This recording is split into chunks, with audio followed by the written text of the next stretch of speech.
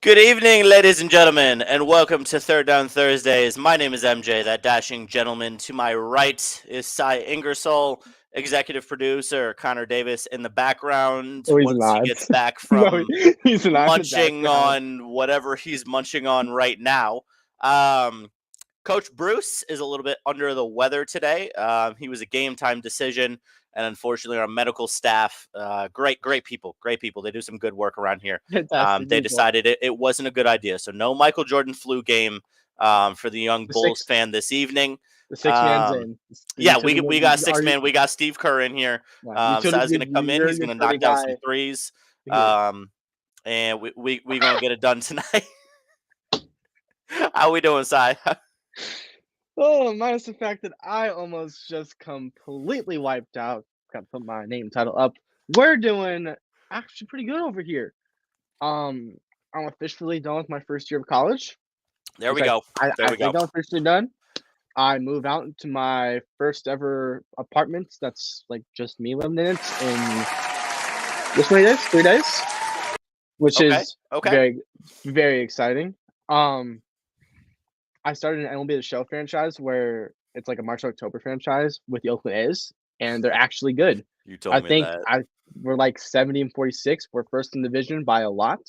We've only made 2 trades, and we're still doing very good. You love to see it. You're not playing every game, right? We're only playing key moments. Oh, like I pitch and my buddy hits, but like we've only made 2 trades. We're kind of shoving. We're proving the world that the Oakland A's can be good. I know, crazy sentence. In this world, we'll get there later. I'm still not completely sold. I'm still not sure if I don't blame you. But life it's a very, very hectic time over here. We're doing good. But less about me. How you doing? I'm good. I had a day off today. Went and golfed with the Pops this morning. We shot 4 under, and we had 15 pars. Oh, I'll let you do the math. 4 under on 15 pars. You had an eagle, a birdie, and a bogey. No, eagle, birdie. Oh, I'm done. Yeah. So literally, other than those 3 holes, just pars all around. Yeah, it was a interesting day on the golf course. Yeah.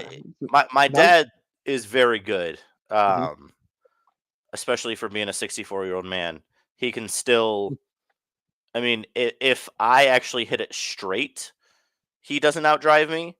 But that man is like automatic 275 down the middle with his driver.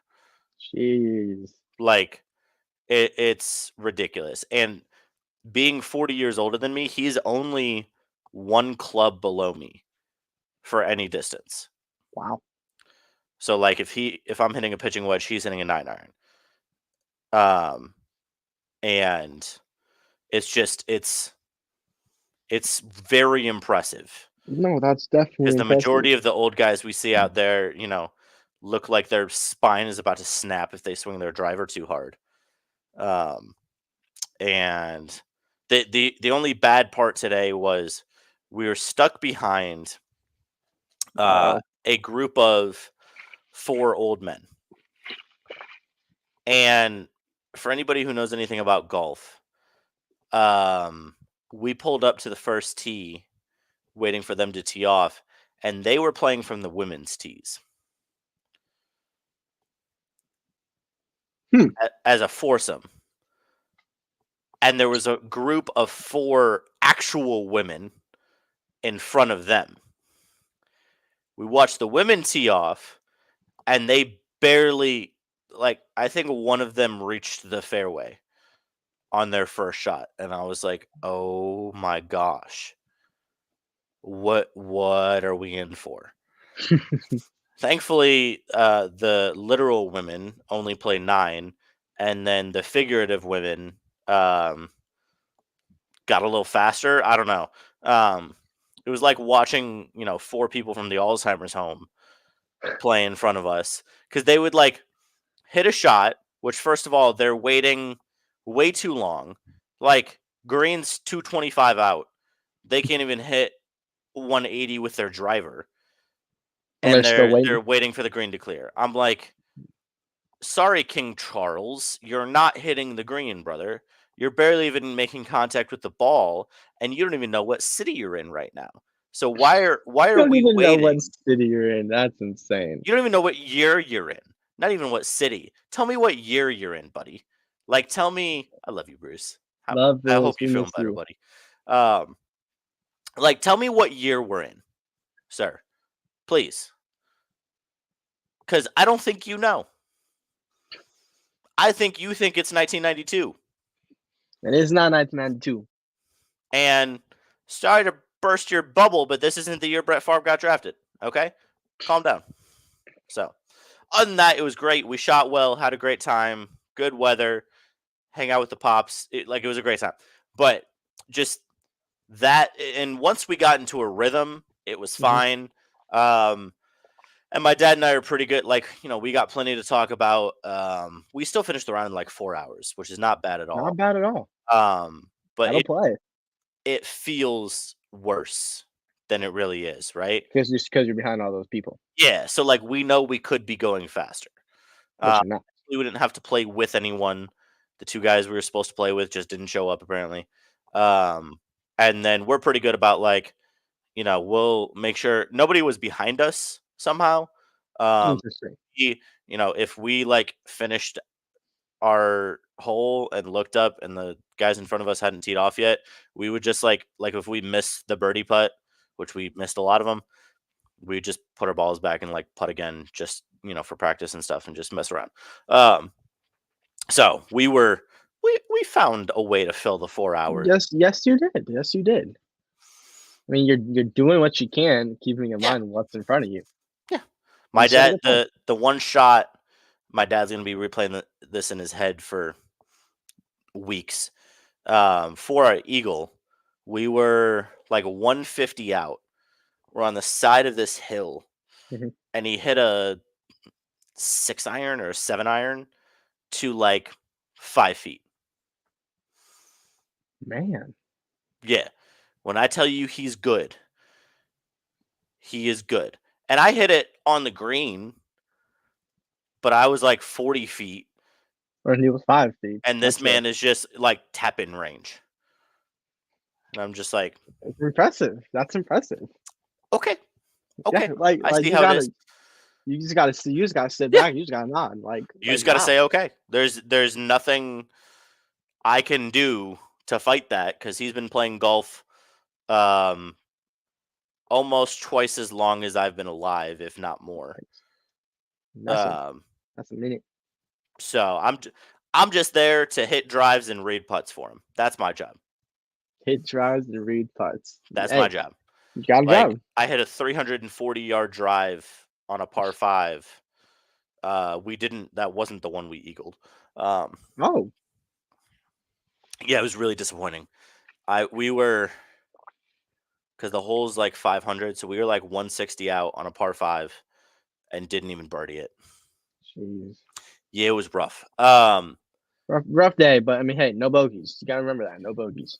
It's impressive. That's Like, for 18 full, yeah, no. yeah, that's only the second time I've ever done that. But you take that. I'm just looking. It's not time yet, but I'm just looking in the background. I know, right? Still no Connor. None. It's What an executive producer. He's executive. He's Producing. He's executively producing some food. Yes, he is. But you love to see it when you're him. Whole executive producer. He can do what he wants. Yeah. We didn't even know we were gonna have him for the show today, and we got him. He's just little. We got him for a little bit. I don't even know how long we got him. He's occupied right now. There's so many jokes I want to make, but I'm not going to make them. Okay, same here, but I'm choosing not to. Respect for our executive producer. We ain't gonna do him like that. It's okay. It's okay. To give y'all some context of what you got coming up this evening, in a few moments, we'll have Connor Davis for the Davis division once he's done eating. I later am going to go on a very epic Luka rant because I'm sick and tired of everybody. He's got receipts. I do. This is no rant. This is educated. This is Professor MJ. Class is going to be in session. Okay? I'm learning something today, and I didn't even know this. In the words of 5-year NFL DB Nate Ness, men lie, women lie, numbers don't. Okay, and I'm about to give y'all some numbers about why Luka Doncic is a bum. Also, shout out. Let me see if I can pull the name real quick. I can. Shout out to @Sean_Pile20 on Twitter. I can even pull it up. This made my day when I saw this. We're gonna show exactly what Sean said to me on Twitter, and really the reason I enjoy this so much is just because it means I won. Right? I was tweeting when he commented this.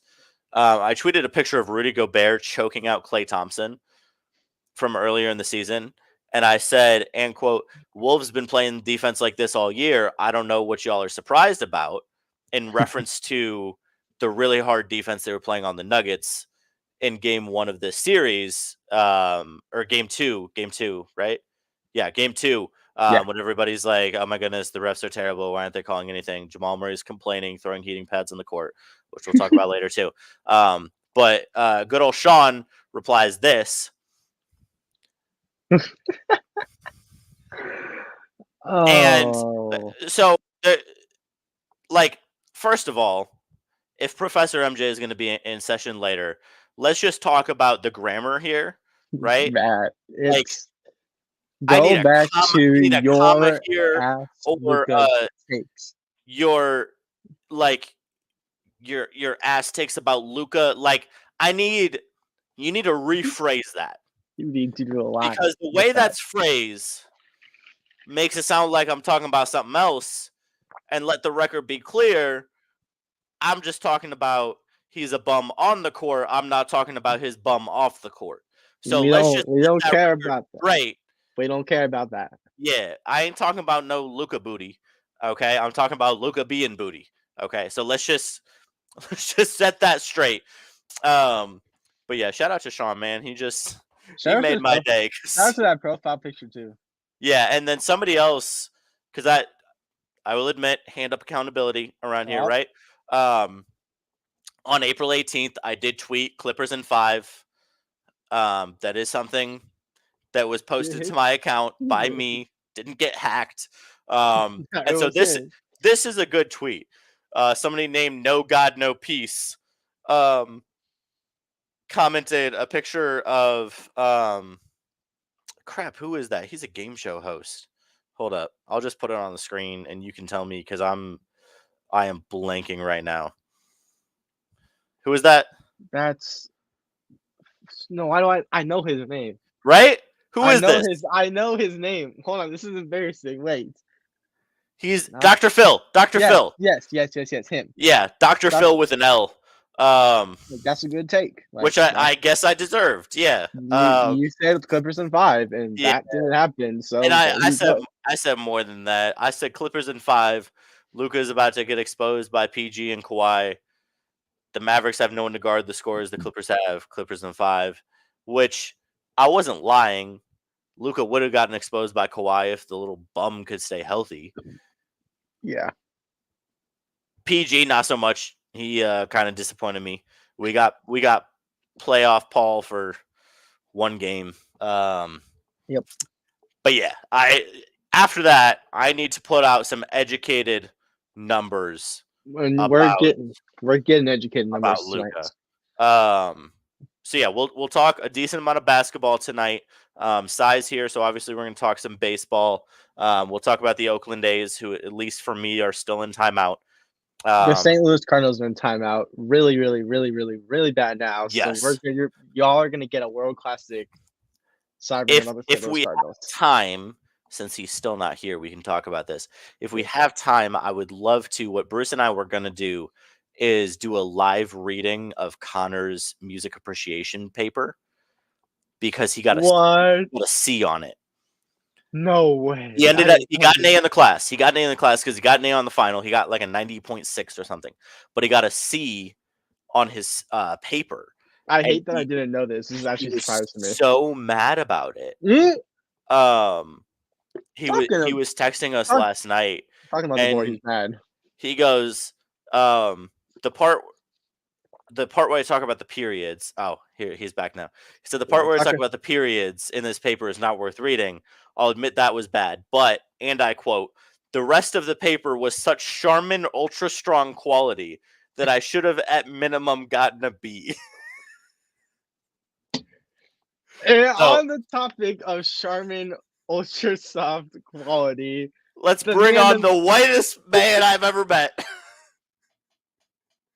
I won't try to do the WWE intro because that's Bruce, and Coach Bruce is on the IL for the night. So we'll just bring on executive producer Connor Davis for the greatest podcast segment in sports history, the Davis Division. I'm just going to say something real quick. What is wrong about Charmin Ultra Soft? That's just a really interesting...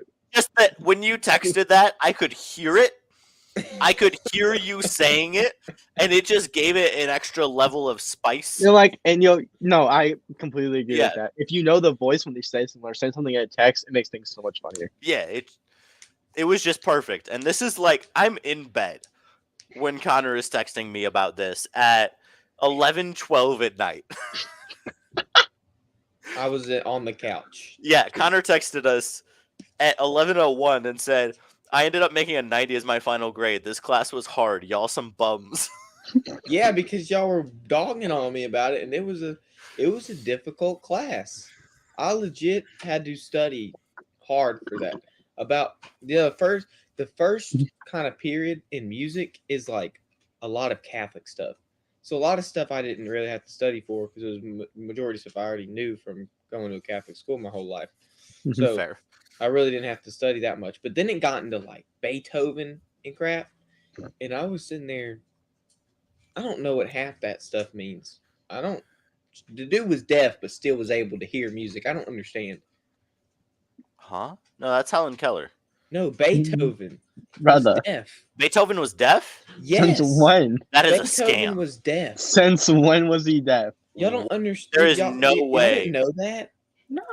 No one's telling me about Beethoven. Beethoven was deaf. This I'm new telling you. knowledge to me. Beethoven first noticed difficulties in his hearing decades earlier, sometime in 1798, but when he was about 28.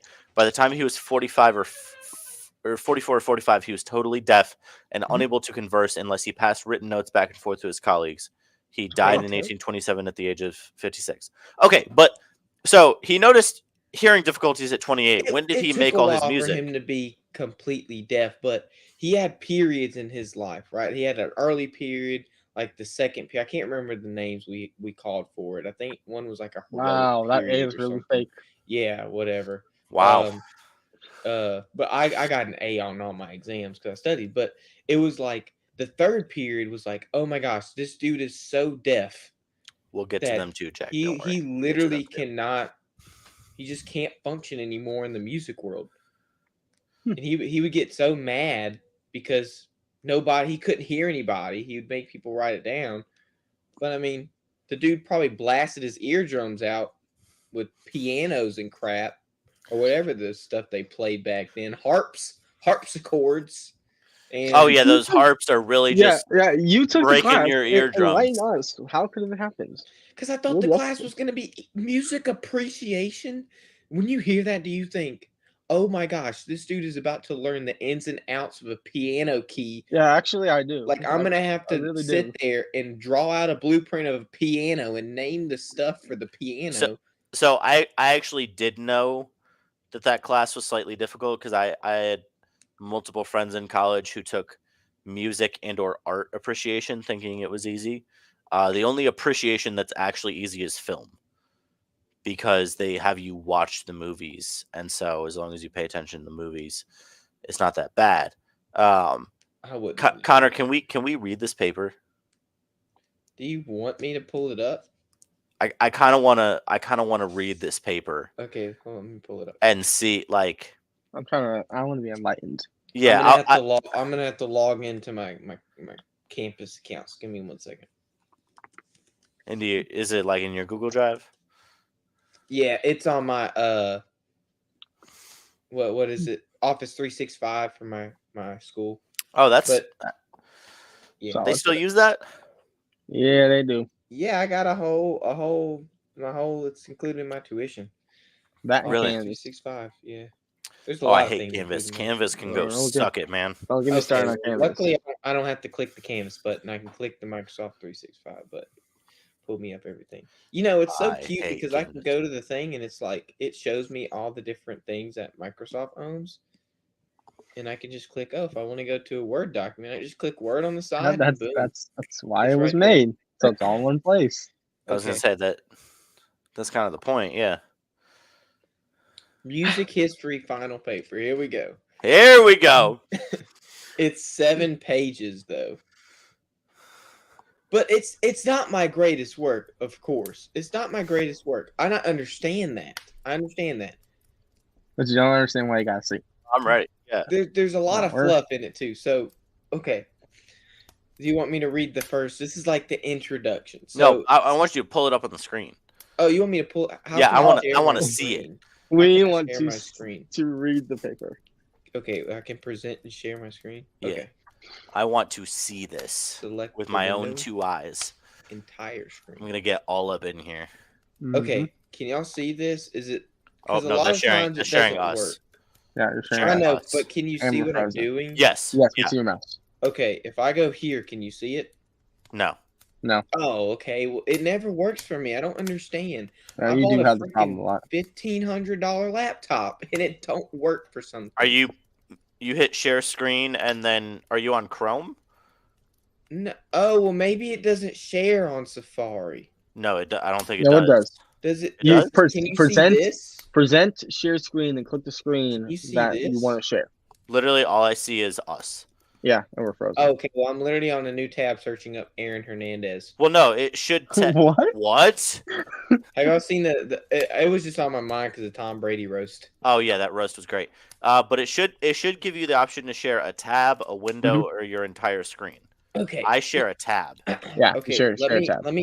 let me open it up on Firefox then. I don't use Chrome because I thought You use Firefox. Safari and Firefox. You're an Yeah, oddball. well, I had You're an 2010? oddball.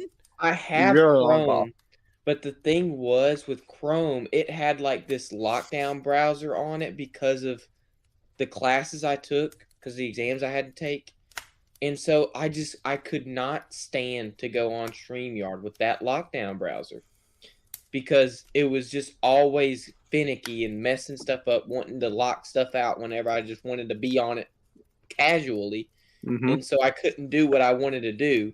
And so I just started using Firefox to get away from the things. Different. Mm, It's very different. interesting. Okay. But Firefox is an OG. I don't know what y'all are talking about. It literally is the OG. You're stuck in 2010. That's what we're talking about. Okay, now I gotta do this thing again. Hold up. I gotta get in my phone, put my little code in. They got codes now that you gotta. It used to be you could just press a button on your phone and it would log you in, but now you gotta put in a whole code. Okay, there we go. This is really what we're doing. This is really what we're waiting for. Yeah. I mean, I want to read this paper, so whatever I have to do. Connor, you could also just like send the Word doc to me. Yeah, but if you want me to put it on the screen for the whole world to see, so you Right, can but I could utterly put it on the screen. humiliate me, Mhm. then that's fine. Yeah, too. that's just exactly what we're about to do. Okay, now let's see if this works. Well, but don't you have to be in StreamYard in the browser you're trying to share? I'm on Firefox. I just looked up everything on Firefox, and now it doesn't give me the option to. Go Yes, I to do. present, go to share screen, click whatever Chrome tab or Firefox tab or whatever tab, open, boom. Yeah, but it's if I go to select window or screen, it just shows StreamYard and entire screen. Try entire screen. That's what I did the first time. Oh. What if I do StreamYard? Weird. Oh my gosh! that's Inception. wild.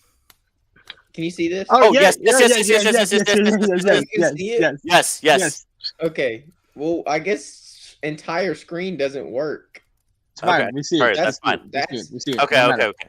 Connor Davis, professor. Oh, you scroll up. I don't want to see that. We don't want to blast the professor. Okay, there's the first two paragraphs. Okay. Who many consider the dean of American composers is simply an understatement. Born on November 14th, 1900, Aaron Copland left an indelible mark on his legacy, who he represented and beyond. It As a means son- like never going away. Yeah, I know. I just haven't heard that word used since like 1847. Because I'm an old head. Yeah, Yeah, exactly. you really showed the age. As the son of Russian Jewish immigrants, Copland had to prove himself as he did not grow up in the environment most American kids grew up in it at this time. His parents wanted to give him a better life than what they had, so it was up to Aaron to succeed in whatever he decided to do. Growing up in Brooklyn, New York, there was a lot of musical opportunities for Copland to embark on. His older sister learned the skills necessary to teach the young composer piano, as she was exceptionally splendid on the keys. You are such a BS. I was trying to see like because my You're really- professor is like that, so I was trying to use his verbiage. Okay. I see what you're trying to do. By the time he was 15 years of age, why? He's 15. 15 years I of told you I'm why? using my professor's Why? verbiage. Copland. Am I saying right? Is it Copland or Copeland? It's Copeland, yes, Copeland. Copeland, with a new pianist title, decided it was time to become a composer. It was long past due because the student had now become a master. Copeland was going to give her sister. Oh, I meant his sister. Dang it. Dang, Nope, that's tough. I nope, already found yeah, one mistake. Grammarly's that's a not mistake. fine Give now. her sister a run That's for her cool. money. He did not just want to be the best composer in his family, comma, but also the best composer in the nation. That's tough. No, Grammarly didn't tell me to put a comma there, That's unfortunate. but it probably needs a That would comma. be hell. Yeah, it that would does. be Okay, hell. what do you think about the first two paragraphs? Are they all? So, by the way, what was the prompt? The prompt. Do you really want to know how broad this prompt was? Yeah. You were supposed to pick a Oh, actually, let's go. Can you see this? Mm-hmm. Hopefully, it doesn't show anything like too exposing. It's fine. It's freaking. Throw it down there. Who cares?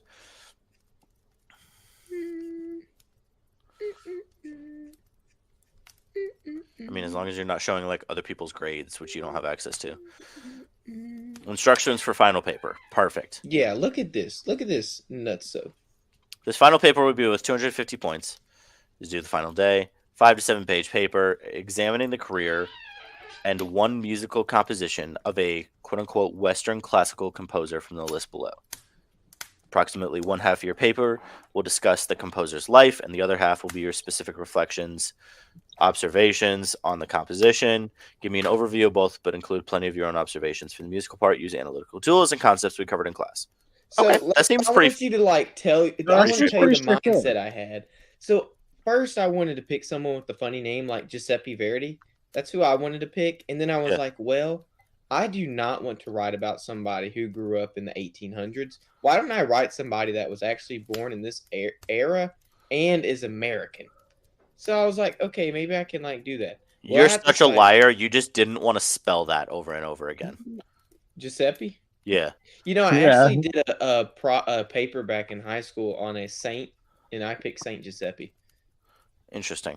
Okay, go back to the paper. But that was the Go back. prompt. Okay. That was the prompt. Okay. That's good because it gives me a frame of reference to see what I would have given this paper. Okay. So best then I'll composer keep in the nation. Okay. Yeah. Yeah. With the thought of becoming a proficient composer, Copeland had to go through the motions to achieve his dream status. Going to public school in New York, he was taught critical thinking skills, so he put them to good use. To put these skills to the test, he tried to learn harmony through a correspondence course, but ultimately struggled.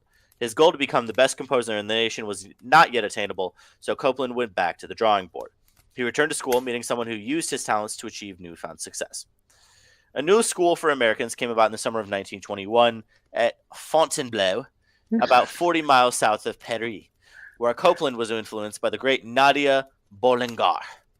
The fascinating thing about Boulanger was that she had the extraordinary ability to invoke the best out of aspiring American musicians, which is what she did with Copeland. He eventually completed the tedious task of harmony and became Boulanger's first American student in composition. Incredible. These were the first steps Copeland needed to take to achieve his goal of becoming America's best composer. After 3 years in Paris, he decided to return to New York City with an objective of Boulanger's in mind, to write an organ concerto before she returned to America. You did it again. She. No, yeah. wait, before Boulanger. Before. Oh, before. Boulanger Okay, goes to heard. America. Yeah. Okay, heard. So, while working as the pianist for a Pennsylvanian resort, Copeland composed the piece. This piece was the Symphony for Organ and Orchestra. That is the worst name for a That was song the name. I have ever heard in my entire life. Okay, But this guy is from like early 1900s. I don't so- care. Trash. And eventually, that's why you got a C, because you picked the worst composer. See, And eventually- 1925 or something. And eventually made its premiere at the historic Carnegie Hall of New York City. Okay, let me take over. After returning home, Copeland embodies the friends from his time in Paris. Themes of jazz begin to shut up, Connor. You Damn. can't even read it. You're gonna take Oh, over, but you can't boo-hoo. even read. Ooh, you're the one that got a skill on it, not me. Shut up. Worry about your own grammar. I really don't even know what it could get on it because it was like a something boo-hoo. out of something. Big numbers. Go. Shh. Themes of jazz began to pop into Copeland's works as he introduced the foreign concept to his nation. In 1925, music for the theater was inaugurated, as well as the piano concerto in 1926 to follow the previously established theme of jazz. During the period, Copeland drew inspiration from many of Igor Stravinsky's works, specifically Stravinsky's idea of neoclassicism. I can't say that word. Classicism. That word. From 1930 to 1935, Copeland began to turn towards a more abstract composing style, as seen in his works, the Piano Variations, Short Symphony, and Statements for Orchestra. Those are really, really just not great names. Because of the last work, introduced during the period of Copeland's career, he was pressured to incur a change of direction. Many felt he was copying the famous Stravinsky's, ultimately giving him a change of heart. How could Copeland become the nation's best composer when he was not making original music? This led to the most productive phase of Copeland's career. Okay, I'm intrigued. With the creation of the radio, phonograph, and advancement in film, there is a demand for new music in America. Instead of drawing inspiration from another famous composer, Copeland drew inspiration from what people wanted to hear. And the whole time he had been taking an open book test without his textbook. He never realized that he could use his notes on the biggest test of his life. Once he realized that is when everything changed. No one wanted to listen to half-hour-long cadences anymore. They wanted to hear shorter, more concise songs and evoke the sense of significance. Copeland began to give his music meaning, understanding what it was the people wanted. Maybe now, becoming the nation's best composer did not seem so far-fetched. This can now be a reality for Copeland. All he had to do was listen to the people. Now, Copeland had the mindset to give people what they want. For the decade that followed, Copeland's fame spread tremendously across the country, but his fame did not end there. Not only was he making his way up to achieve the goal of becoming the nation's best composer, but he also accomplished immense worldwide fame. Copeland could not stop there. His career was far from finished. From 1938 to 1944, Copeland began to write music based on the new advancements in American film. 3 ballets were published, including Billy the Kid, Rodeo, and Appalachian Spring, which grew Copeland's popularity. Because directors now saw how Copeland could write based on American folk stories, they wanted him to start composing music for their films. The films he's best known for are Of Mice and Men in 1935, Our Town in 1940, The Red Pony in 1949, and The Harris, which is also in 1949. Because of this, Copeland received an Academy Award for his last work in 1949, cementing himself as the title of his dreams, America's greatest composer. You can take that over and jam done. In the later years of the established composer's career, Copeland grew tired of American-style works. Who wouldn't? He lived and worked in the American environment with the same things happening every day of his life. Copeland sought a change. He wanted to dig back into his younger years when he spent time in Paris by unlocking his true potential. As great as Copeland was with American-style works, he believed he could be even better. In his later works, several operas were recorded, but this was not enough for him. He wanted to create something different than he had ever thought of before. Copeland began to marvel over Schoenberg's 12-tone system. Using the techniques learned from the new concept, he created Piano Fantasy in 1957. He also created the first good title of any of his songs that we've seen. That's not in the paper. That's me. Connotations in 1962 and Inscape in 1967. Copeland had now established versatility never seen before by other composers. However, there was a slight problem. Other people were making good music at this time. Who gives a rip about piano symphonies? Because he went against the American people, his popularity declined. The 12-tone pieces were not well received because it was not what the people wanted to hear. Copeland tried to fix something that was never broken because he was bored of creating what everybody liked. In 1970, Copeland stopped composing and started teaching. There was nothing left for him to do to prove himself. On December 2nd, 1990, Copeland died from respiratory failure as he fell asleep in North Tarrytown, now Sleepy Hollow, New York. Okay, and that is where I kind of wanted to end it, get my concluding paragraph, and it was done, right? That would have been a pretty good paper. I heard a little bit of passive voice I could have went back and fixed, but I didn't care because it's not an English class, so I didn't care to do it. Right. And this is where I was like, well, I have written 4 or 5 pages so far. I'm about almost done. And what am I going to have to say about someone when I don't even like any of this type of I'm not about to go listen to Beethoven on my free time. Are you kidding me? It is 2024. We have had hundreds and hundreds of years worth of music, and you want me to sit down and listen to Beethoven in my free time? Do you know how outdated that is? Even though I use the word splendid and indelible in the beginning paragraphs, that doesn't mean I want to go back to those times and listen to that music. I'm good with the music we listen to now. So I do not have a passion for writing about music unless it's music that I listen to. I don't want to sit here and tell you about somebody who can't think of names to write for his pieces. So this is where, I mean, you keep reading, but this is where it kind of gets bad. If you want to call it bad, you can. It won't hurt me, but you can go. As per the paragraphs. That was like my writer's block. This was like my writer's block, and so I just had to keep going. Yeah, I'm marking that up any day of the week.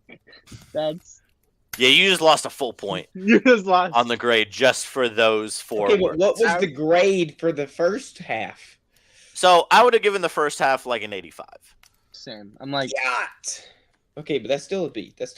Yeah, but like I read that and I knew that you BS'd the majority of that. Oh, like, I BS'd. You did so not. Oh, what'd you do? Go. Yeah, stop it. Yeah, keep it there. Keep it there. Like, all I learned in reading that first half was that he learned some stuff in Paris and he wrote some symphonies, and then he died in 1990. Well, that's because that's what you read. That's why you know it. You didn't really listen to the stuff I read, probably. No, I did. That what Cy read wasn't interesting. I agree. What I read wasn't interesting either. But I'm gonna be completely honest with you. I BS this paper so hard. Yeah, exactly. Oh, we know. Let's finish this off. As per the paragraphs, it sounds like a finance bro. Per my last email, like shut up. Copeland's career can be summed up by periods. In Copeland's first period of his career, why didn't you say eras? Because we had established Beethoven's periods in his life. So I felt like that there needed to be some sort of continuity. Didn't he tell you to examine a piece? Did he? Let's read it. Yeah. Maybe, just maybe, we found out Yeah, where you messed up. specific and observations on the composition. Yeah, keep reading. Okay. I think this is where I give mine. Okay. Kind of. He drew inspiration from already I didn't- established composers. I want to say, like, I didn't know if I could use. A lot of people don't like when you use I and we and stuff, so I didn't use that. But maybe if I did, I would have gotten a better grade because probably reading this, like, oh well. Go back to the prompt. Oh crap! I keep clicking the wrong tab. So 3 sources. Give me an overview of both, but include plenty of your own observations. Yeah, and I understand the word "your," right? But when I sit here and write a whole first 5 pages of this paper based on this prompt, I agree, I'm not Matthew. about I to agree. change. I'm not about to change the voice and make my paper look more silly than it already does by adding I and we at the end of it. Okay, that's 'Cause fine. That's fine. It would have made Yeah, it. I even understand. more I understand. gangster. I understand. I Yeah. agree. That's okay. No critiques, Ryder. You're in the right. In Copeland's first period of his career, he drew inspirations from many already established composers. This will be called his influential period. During the second period of his, did you make that up? What? Yeah, I made all these periods up. This is my stuff. Yeah. Okay.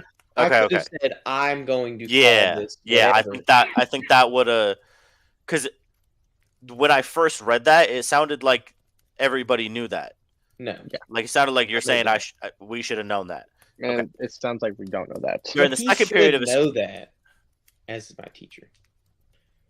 okay. You can continue. Anyway, during the second period of his career, Copeland drew inspiration from his nation's best stories, whether written or captured on film. This would be called his American period. For the third and final period of his career, Copeland grew bored of his American-style works. He drew Berg's 12-tone system, but many did not like what he had produced. This would be called his distinct period. Now that there are names for each period in his career, how do they stack against one another? During his influential period, Copeland was put on the map. Although some felt he was copying Stravinsky at the end of this period, his first work to begin the period was somewhat original. He was sent on a mission to create a piece for his Parisian mentor, Nadia Boulanger. This piece was called Symphony for Organ and Orchestra, which we already talked about earlier, doo-doo name, just like the doo-doo paper. Yep. Looking at the piece, Copeland created a 3-movement form where there is a prelude, scherzo, Yeah. Scherzo. scherzo, and finale. The scherzo, is it scherzo or scherzo? Scherzo. Scherzo. The scherzo was likely influenced by Stravinsky with a mix of the theme of jazz Copeland had introduced during this time. Copeland's birthplace also played a big part in the piece, as he later said. If you listen to the scherzo, even now, you hear rhythms that would not have been there if you were really not been born in Brooklyn. Didn't he also say you needed to cite 3 sources? Yeah, I have my works cited page. But you don't cite them in the There's paper. no in-text citations. Yeah, I wanted to get done with this paper. I could have, but like the information I got that quote from, it didn't have like any page. You got citation maker for a reason. You gotta Yeah. kind of figure it out. Like But I there think were no that's page numbers to put last name page Okay. number. okay. No, that's not what a No, citation. that's- Oh, buddy. Oh, What are y'all Who- talking about? your poor little middle You- of nowhere school. Did they not teach you anything? I thought you Oh, went to. I thought you were gifted. What happened? I don't know what y'all are referring to. I mean, I Oh, would know if y'all. So would- honey. any citation, any site can officially be cited. Mhm. Now, the credibility of that site is always a question, right? Like But if you EDU find a websites quote- are better than Wikipedia. Like This is wherever a you found quote this. from Copeland himself. Okay, yes. Where did you find it? On a website? Yes. Okay. Like websites. So then you would cite the website, and the citation would likely be the name of the website in parentheses, which then links down to your works cited page, so that your professor can go find that specific place. If it's a person in a study, you do their last name. Like, nobody ever taught you that? Yeah, but I have a works cited page for that. So if You you want have- to go, Yeah, but how does he know He doesn't know What- that. That's why what- you got what you're documents. That's like a- referring? Okay, show me the works cited. it's on a different document because my word messes up. Okay, Oh, here it is. show me the works okay. cited. It should probably be on the same document, but That's- My works cited. Okay, how am I supposed to know if you don't put it in the paper what Where that quote you went got this information from, or what information these refer to? from. I get that. So I would take off a good chunk of points just for your not having a viable works It's cited. not English class. Yeah, but this is a research paper. you have to follow this. Your you have- research is a huge part of that. Yeah, and my works cited right here. So Yeah, but what information did you get from these sites? I actually need to see if I turned in my works cited with it. 'Cause It maybe doesn't I- matter if you turned in your works cited. There's no citations in your paper. That's why you got a C. The paper could have been could have been great otherwise, but there's no citations. You're gonna get docked down from that. Citations Well, are I made common, a baby. 190 out of 250. I don't know if that's a C or not. Let me do the math real quick. So let me Oh, I turned this in person. Yeah, I did. I copied. I stapled my 76%. book. Okay, so it was a C. I Yep. think that's about on par because yeah, no, that's the exactly. writing quality I would give like an 85, but following the prompt I would take off probably about 10 points Okay. for you not following the prompt, because there are multiple things. Because I still don't see you. Do you specifically analyze a piece in here? No, that one sentence is not an analysis. This entire is my analysis. Okay, go back to the prompt. Hold up, I gotta go back. Go back to the prompt. Go back to the. You're having way too much fun with this. I am. Okay. One half of the paper will discuss specific reflections and observations on. Wait, go back up to first two. And one musical. Okay, so go back to the paper. So instead, yeah, you didn't follow this prompt at all. That's why you got a 76. Instead of the second, so you wrote 7 pages, right? 5 of them were about his life, and 2 of them didn't include a specific in-depth analysis about a specific composition. Instead, you divvied his life into periods and spent a couple sentences on a composition in each period. Because I don't know how I'm gonna analyze music I don't listen to. You took a whole class on music appreciation. But I don't understand what the words that were coming out of his mouth. That's why you asked to clarify. That's why you research. That's why I'm not about to spend a whole butt ton of time on a Connor. research paper for a class that was very good at the beginning and very bad at the end. Okay, I've seen all I need to see. 76 was generous. That's a very generous grade. I had professors that would give me a 70 on that if I went that far off the rubric. Like easy 76, grateful. It's because you hit the 7 pages and you yapped and you at least sort of followed it, and then you just kind of. It's like You had me at the first half. I'm not gonna lie. You were riding your bicycle and you just wiped out. You hit a Yeah. pebble and you wiped Well, here, out. read the conclusion. Read the conclusion and see if Okay. it I got leads this. you I got this. satisfied. I got this. Copeland's composition career had ups and downs. As the roller coaster rose to the top of the track, Copeland worked tirelessly to achieve the title he desperately sought. At the climax of his career, before the roller coaster dropped, Copeland accomplished his dreams to become the nation's best composer. He was loved by many because he met the standards pop culture demanded his music to be at. As the roller coaster dropped at the top of the track, Copeland's music was no longer loved. He was now at the scariest part of the ride, just waiting for everything to be over. His eyes were closed until he eventually heard the squealing of the cart breaking on the tracks, which meant the ride was over. Copeland's composition career was by no means short. He achieved more than composers could ever fathom achieving. Sometimes the greatest to ever do it has their off days, but there's one thing that is not off about Copeland. He is America's greatest composer of all time.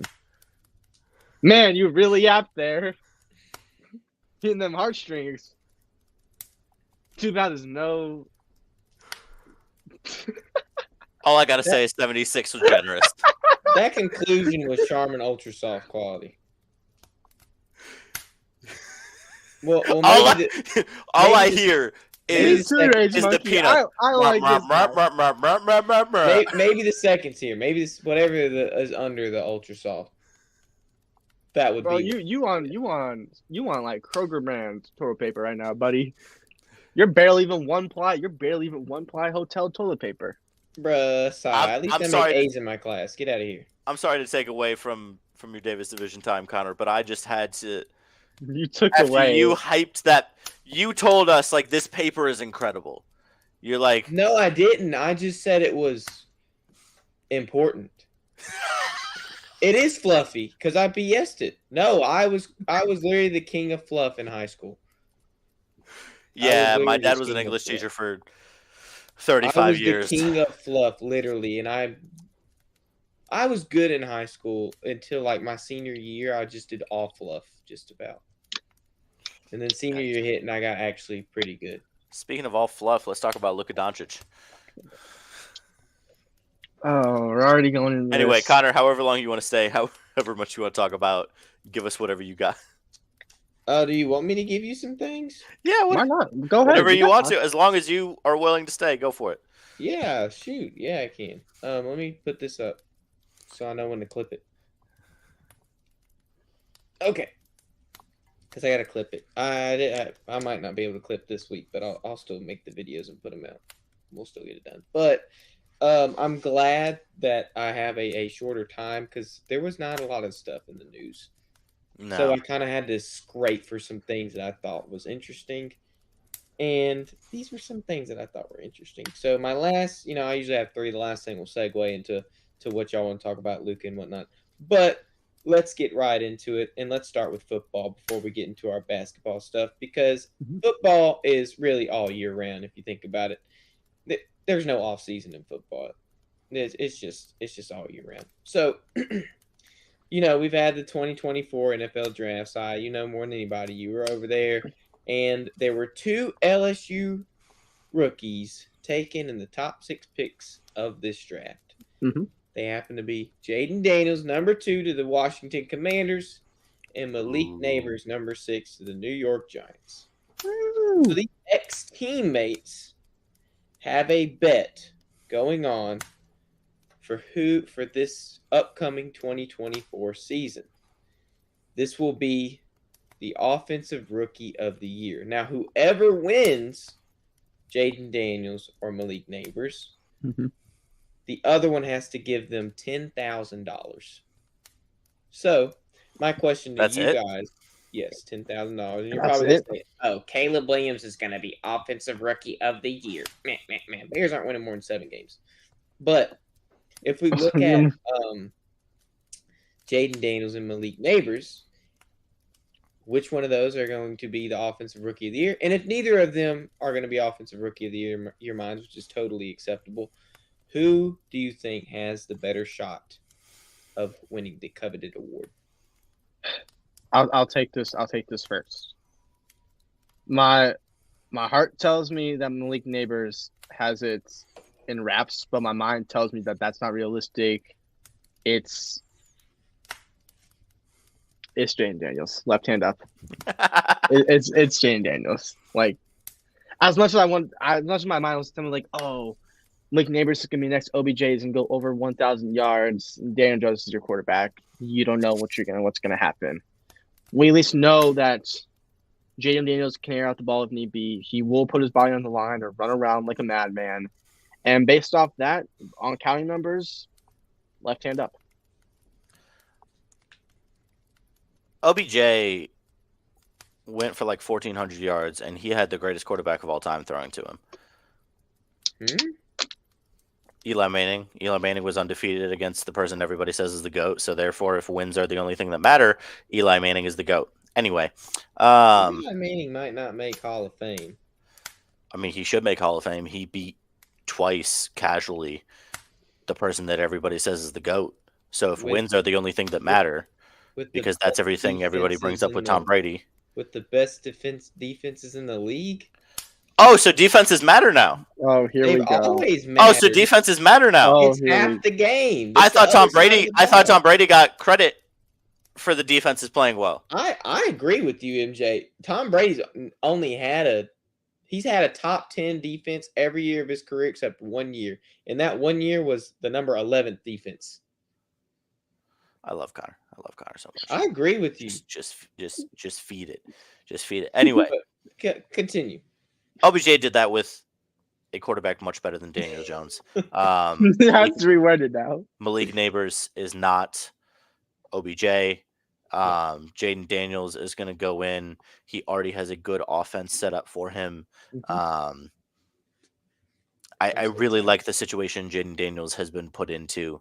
They've got a decent defense, so I don't think he's going to be put in horrible situations. But even if he is, he's going to be playing catch up a little bit, a decent amount of the time. But I think that just feeds into he's going to have good offensive numbers. And I agree that I don't think Caleb Williams wins Offensive Rookie of the Year because the Bears they don't play those type of games. They're not a run and gun offense. And unless the offense is significantly different this year, but the offense of Chicago is going to be kind of Seattle inspired, and that's not the way they work. Even with Geno, even with Russ, they kind of maxed out around 4,000 yards. So I don't see Caleb Williams winning Offensive Rookie of the Year. I don't see the Bears winning enough games to propel that. The only other logical choice is Jaden Daniels, not to hype up Connor's guy. I think it's more of a team situation than a player. And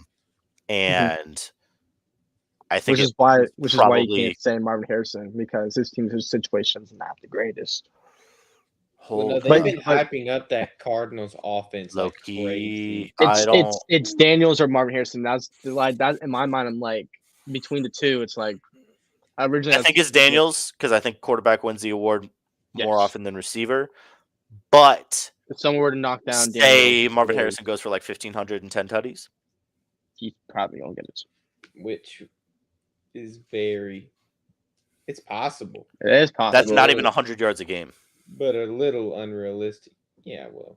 Is it? He's the only viable receiver option they have. Yeah, but I mean, they've been hyping up Trey McBride as like this outstanding tight end all of a sudden. When I look at Cardinals, Packers have 3 tight ends better than Trey McBride. James Conner.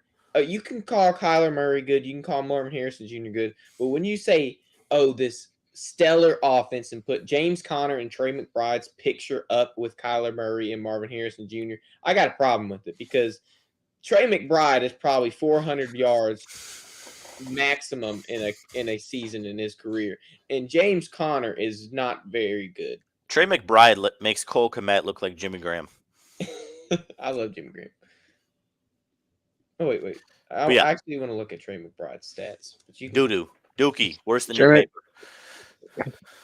Dang. I'm just glad I made an A in the class. I barely made an A. That's tough. Oh, actually, he had 825. So he is. But that's because he was the only receiver they had. Wait, so he is better than Cole Kmet. Dang. Who were they going to throw to? Came on, Did you know what he had?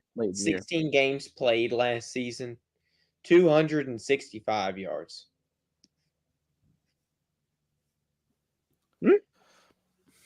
Yeah, and he started 13 of them. So, yeah, boo boo. Don't. Boo-boo. Yeah. Doo for real. I know you're talking about my paper, but I'm using that with Trey McBride. It could be both. Okay, it's okay. Anyway, what else? Okay, so this one gets a little bit interesting because I was watching. I just started watching YouTube a lot recently. Ever since I started doing more for the YouTube channel. If you haven't looked at it, go to TDT. YouTube.com/media TDT.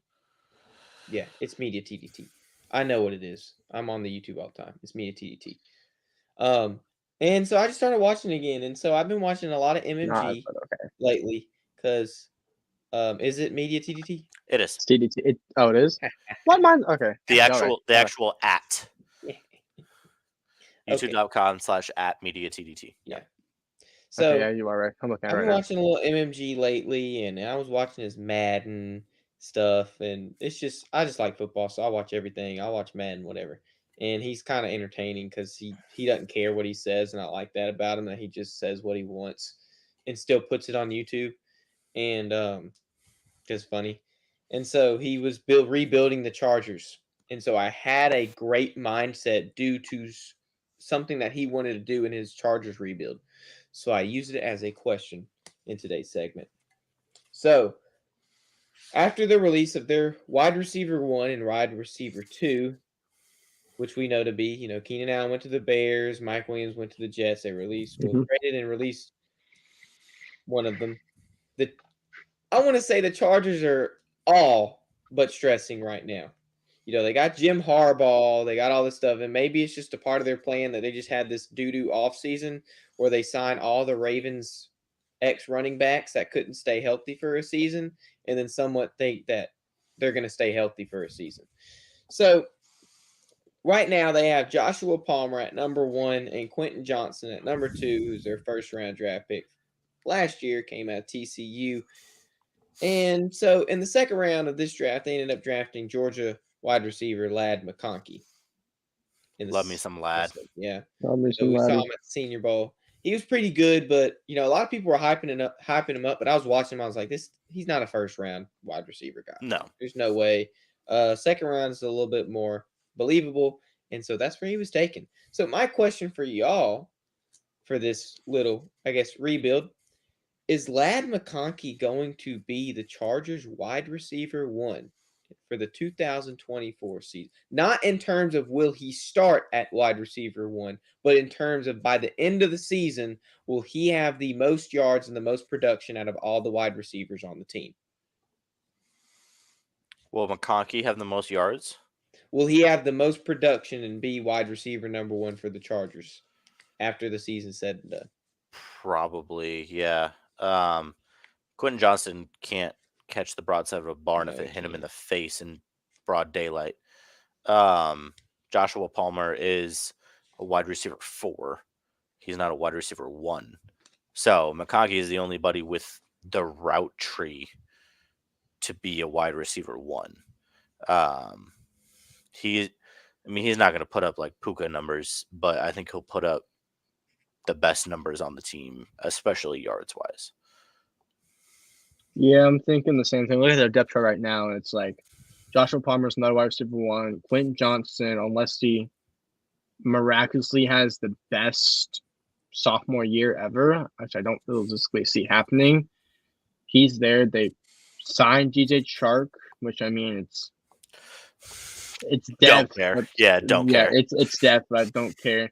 Drafted Brendan Rice and Cornelius Johnson in the 7th round, but they're both rookies, special teams guys at best in their first year. So I mean, you took Ladd super duper high. You kind of are riding on stock that he's going to be legit. Is he wide receiver 1 at the moment? No. If they go based on experience, Josh Palmer is the 1, Quinn Johnson is the 2. But give it to like week 6, week 7, he should be wide receiver 1. Yeah, I agree with Jack. They used him poorly, and then he just didn't produce when given the opportunity. The drops were just terrific. They played Green Bay at Lambeau last year, and Quentin Johnston literally had a wide open catch that sealed the game. All he had to do was just bring it in and hit him off the tips, and yeah. So it's just it was bad last year for the young man. I really do hope he turns it around. I don't think he will. I honestly think Brendan Rice has a better chance of being wide receiver 1 than Quentin Johnson. I was going to say you can't count out the GOAT's son. And I think it's very interesting that he got drafted, 7th round? Yeah. And McConkey was 2nd round? Yeah. Brendan Rice was I want to say he was better and than he was McConkey and at he the was Senior Bowl. actively on Twitter the whole time, like, still not getting my chance. It's all over now. biggest chip on my shoulder now. Like, But you said they drafted 2 wide receivers in the 7th round. yeah, they also Yeah. drafted That just shows you how Cornelius desperate Johnson. they are. Yeah. That shows you the desperation in there. Why? Okay, why release your number 1 and number 2 wide receivers? And Well, then because they and cost then too and then much. and then prove everybody like, hey, this is a move that we wanted to make. This is beneficial for our franchise. We got a new head coach, and maybe I would have believed that. But now that you have drafted 3 wide receivers in the draft, 2 in the 7th round, you're going to sit here and tell me that it was all part of your plan? No, because those are desperation picks. Those 7th round picks, And you those picked Brendan Rice. Those are desperate picks. and your tight ends aren't any bad. They're rocking Will Dissy and Hayden Yes. Hurst as your tight ends. Like, they aren't getting production. They aren't going to get much production out of the tight end spot either. So it's like that offense is I don't their offense is really necessarily. I don't necessarily know if Disley will be involved in they have him projected as catching. they have I him feel like projected they as the use one. him more of a. What do the Chargers run like a what personnel do they run? Do they run 2 tight ends? No. They run 1. They run. So realistically, what Hayden Hurst is your starter? Yeah, they run 11. But Hayden Hurst is right now slotted in as 2. They have Dissy as the 1. Oh, But Disley's number 1. Yeah, Will Dissly or however the heck you say his name. He's not important to me. He's a bum.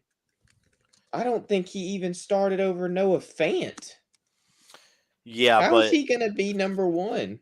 Oh, I Beats gotta me. look at his stats. Hayden Hurst really isn't putting up number 1 option numbers anymore. No, he does not. Okay, well I can't see his stats, so we're gonna go on to the next. But one. Hayden Hurst can also play, like, you can play 11 personnel and have Hayden Hurst play out of the slot. Yeah. Not as like a true tight end. In I that don't sense, mind that. like the way Put that him on the way put him that on a the Chiefs 5-yard do with slant. Kelsey. So it's not, they don't run 11. They run 11 personnel, but they don't necessarily always have 3 wide receivers. So in Seattle, Disley was used more as the blocking tight end, and Noah Fant was used more as the receiving tight end. And it even shows in his stats. So realistically, that was my mindset. Hey, you put Yeah, Hayden no, Hurst that's probably number how 1. it will be. But like Disley will probably be listed as the starter. That doesn't mean he'll get more production. I think he'll just be listed as the starter because he's more likely to be in the game more snaps. Yeah.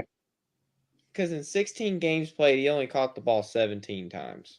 Yeah. With Yeah, no, 170 yards. he ain't catching Yeah, that. but that doesn't mean is he's not indicative of, okay, this dude's blocking. doesn't mean most he's of not the the time. starter.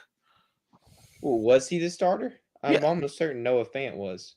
No, they would their base personnel was Disley and his blocking tight end, and Noah Fant rarely put his hand in the ground. Oh, because they just didn't use the tight end. Yeah, they mostly just use Noah Fant in the slot. Okay, that makes sense. Yeah, that's so probably what they're gonna. that's do what a then. lot of teams are doing now. That's what the Packers will do a lot with Kraft with his hand in the dirt and then Musgrave in the slot. I don't mind that. No, that's not bad at all. Actually, It kind of throws people off. Like, hey, you don't know if we're gonna use 2 tight ends this play, 1 tight end this play, no tight ends this play, and then Yeah, teams no. got to prepare for that. Right. Mhm. And so you've got like a slow linebacker covering Luke Musgrave who's 6'6" and runs a 4.6. And you're like, because they see 2 tight ends, they're like, oh, we're a little bit bigger, and then they don't put in the right personnel. So exactly. Sweet. all right, what's the last one you got? So let's talk about a little bit of basketball before I gotta get off of here. And I want to talk about a specific thing now. I'm going to give you, as of right now, there is no series where each team has won at least 1 game. It's all shutouts. I say shutouts. There's only been a couple games played, Yeah. So I want to specifically talk about the Knicks and Pacers. So it's 2-0 right now. The Knicks are up. But one of my Davis divisions in recent memory, and if my brother is watching, he all of a sudden he thinks that he is some big basketball fan. And when we were moving out for college, he ended up putting the game on. I was asking him if he could help me move a recliner into my car so I wouldn't have to do it myself the next morning. And he was like, yeah, I'll do it after 8, after 8. Then he turns on the game. He's like, oh, I'll do it the first commercial. And I'm waiting 50 minutes for this dude. It's 7 o'clock. The sun's almost down. I'm like, I got to move my stuff in my car. I need the sun. So I lift up this recliner myself, drag it out 3 or 4 doors out this residence hall. They don't like us calling it dorms. And Big strong guy. put it in my car myself. Oh my gosh, that thing hurts so bad. I'll tell you what. But it just he upsets me because he thinks he's some big NBA fan, and he's like, you heard him last week when he was yelling at his computer, Yeah. thinking he's some big basketball fan now. Well, I yap too much. Let me go to the Knicks Pacers. Talk about Brunson and Halliburton. We talked about a couple shows back who we thought was better kind of before the playoffs started. Y'all were like, oh, Halliburton's better. He's got more assists. I could see that argument. Well, and I'm a big numbers guy. Don't get me wrong. But I also like to watch the people on the court. And when I can see that Brunson is the better player, I'm going to give the edge to him, even though he might not have more assists than Tyrese Halliburton. Maybe Tyrese Halliburton's putting up 10, 15 more points and assists. Possibly. That's a possibility. But Jalen Brunson is just a better ball player, in my opinion. And we have seen it in this series. There is not a dog in this series that's name is not Jalen Brunson. So who you taking now, MJ and Cy? Is it going to be Jalen Brunson? Yeah, Josh Hart's playing good too. Is it going to be Jalen Brunson or is it going to be Tyrese Halliburton? I mean, obviously, in this series, the way that the teams are playing, I'm going to take Jalen Brunson. Tyrese Halliburton has been bad since his injury that occurred somewhere around the All-Star break. I forget what the injury was specifically, but since he had that, there's been a stark difference in his play since that injury. So I think that has a big part to do with it. Also, Halliburton is still younger in his career than Jalen Brunson is. This is not Brunson's first playoff run. This is not his first rodeo. He's played under multiple very good coaches, and I think the system he's been put in New York allows him to go out there and ball. It allows him to go out there and be the main option. He is the main scorer. I think he was limited a lot by Julius Randle when Julius Randle was on the court. I think Jalen Brunson is proving that he can be the number one option on a championship team. I don't know if he will win a championship as the number one option and as the only really pure go get your shot option. Because they can move the ball around and get shots for their guys, but Jalen Brunson is, and that's why he's scoring almost 40 in every playoff game, is because if you need a guy to go get an ISO shot with 9 seconds left on the shot clock, you're giving Jalen Brunson the ball. So that's why he's going to put up better numbers. That's why he's going to look better on paper. I think Tyrese Halliburton is a couple years away from being that guy. I think Halliburton has more potential, but as of right now, I would take Brunson. Well, he doesn't look better on paper is the thing. I mean, I just talked about numbers. Halliburton's numbers were better. Right. That's what I'm saying is on paper, Jalen Brunson looks better. That's what I'm disagreeing with. Jalen Brunson doesn't look better on paper because of the numbers. Are we talking for the season or in playoffs? Well, back when we were talking about it. Oh, yeah. Back when we were talking about it, yeah, Tyrese Halliburton's numbers looked better. But I'm talking about right now. Oh, yeah, right now. Yeah. Yeah, right now, I would take Jalen Brunson because of everything that I've seen. But I think Halliburton still has a higher ceiling than Jalen Brunson does. That's possible. Spot on. So who do we see winning the series then? Y'all just take the Knicks? Do we take a sweep? 4-0 sweep? I think the Pacers will pick up. The Pacers will pick up one game, but it's probably going to be in 5. Gentleman's sweep. Yeah. Yeah, gentleman's sweep. I'll give them a gentleman's sweep. I think they pick up one game at home, and then Knicks will win it. Game 5 in the Garden. If you asked me this game 1, I would have said in Indiana, but they've been just outplayed and outmatched these first 2 games. Jalen Brunson is trying to prove a point. So based off that, and let me just say, the Madison Square Garden crowd has been electric. Like I've watched almost all of these games. They have been incredible in not letting the other team gain any type of momentum. Like that really has to be talked about, that they just harassed Joel Embiid into submission basically. And they are not letting the Pacers get any type of momentum. Yeah, because they've had such a long drought that it's like the Browns when Baker took them to the playoffs. You couldn't find a seat that wasn't filled with brown or orange, Mhm. because it had been so long since they had just fathomed of a postseason. And it's the Yeah. same with the Knicks. Seats in like the 600 section in Madison Square Garden are like $1,000 for these Yeah, playoff games. Insane. It's ridiculous. Insane. It's that ridiculous. is wild. But Yeah. I want to speed run the rest of the series because we're at the beginning of the series. So I want your beginning predictions. Yeah. Celtics up 1 game over the Cavs. Who do we have?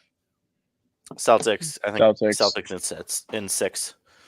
Celtics in 7. I think Donovan Mitchell is going to make it. The Cavs will make it interesting, but Jaylen Brown and Jason Tatum, you're not stopping them. Timberwolves and Nuggets. Timberwolves up. This is interesting. Timberwolves up 2 games. Yeah, on T-Wolves the are new sweeping. MVP. T-Wolves are sweeping. If I the don't think NBA won't let them play defense like that, T-Wolves are sweeping. They are not afraid. They do not care about Nikola Jokic. They do not care about Jamal Murray. They are playing incredible defense, and they did that to the Nuggets in Game 2 without Rudy Gobert. T-Wolves in 5. It's exactly that point. Luka Garza came in and got more minutes than he normally gets without Rudy Gobert. Wolves in 5. Yeah, Nuggets getting smoked. Which we need to see. We only need the Nuggets going this far. And this takes us to our perfect segue. Thunder Maverick, 1 game up. The Thunder, the top seed, the Thunder. Who do we have? Thunder in 6. Thunder in 6. It's let the dogs play. Did you just bark at me? He did. Do you not know about the barks? Come on, man. No, I haven't been watching. You don't know, and that's okay. That's like the whole it's motto of It's okay. that It's team. okay. I've been working I worked 9 hours today. That's cute. I ate McDonald's on like a pile of 2x6s today, Cute. and it was Did you get paid for this work? yeah, I'm getting good money, Oh, real good money. That's all good. nice. Like that. We like that. Yeah. you Like- know who's Like- going to get like- good money No, Like is Jeff Chick-fil-A Fortepany. manager money. after we play this ad. Yes, Bang! Ka-chow. Erie Insurance says here's to the grown-ups who move, mortgage, mow, and still bust a move. But does your home insurance still fit? Erie helps you protect the home you've grown into, all at fair prices that are often less than the other guys. So how do you find the right coverage? Magic. Nope. Local independent agents who get to know you like this. Your local Erie agent is Building Block Insurance Group. Get a quote today at 704-464-4544. Erie Insurance. And when you call Mr. Jeff Fortemny at 504-464... Wait. I literally put it in the chat so you wouldn't forget. Wait, really? no, you Look at didn't. the private chat. 704-464-4544. Make sure to let him know that TDT Media and Third Down Thursday sent you, and he will give you a little something on that insurance rate. But with that being said, real quick. Gotta throw this up. Yeah, suck it, Celtics. Not so. Sorry, Jack.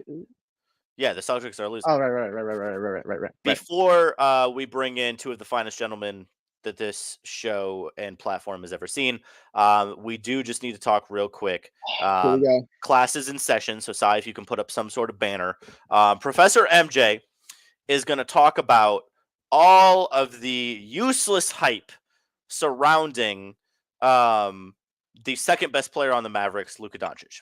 Okay, so if you've watched the last couple playoff series, if you've watched basketball in the last 2 years, you'll know that Luka Doncic puts up really good numbers. And Kenny, if you put on a Mavs jersey, I will flame you to the ends of the earth.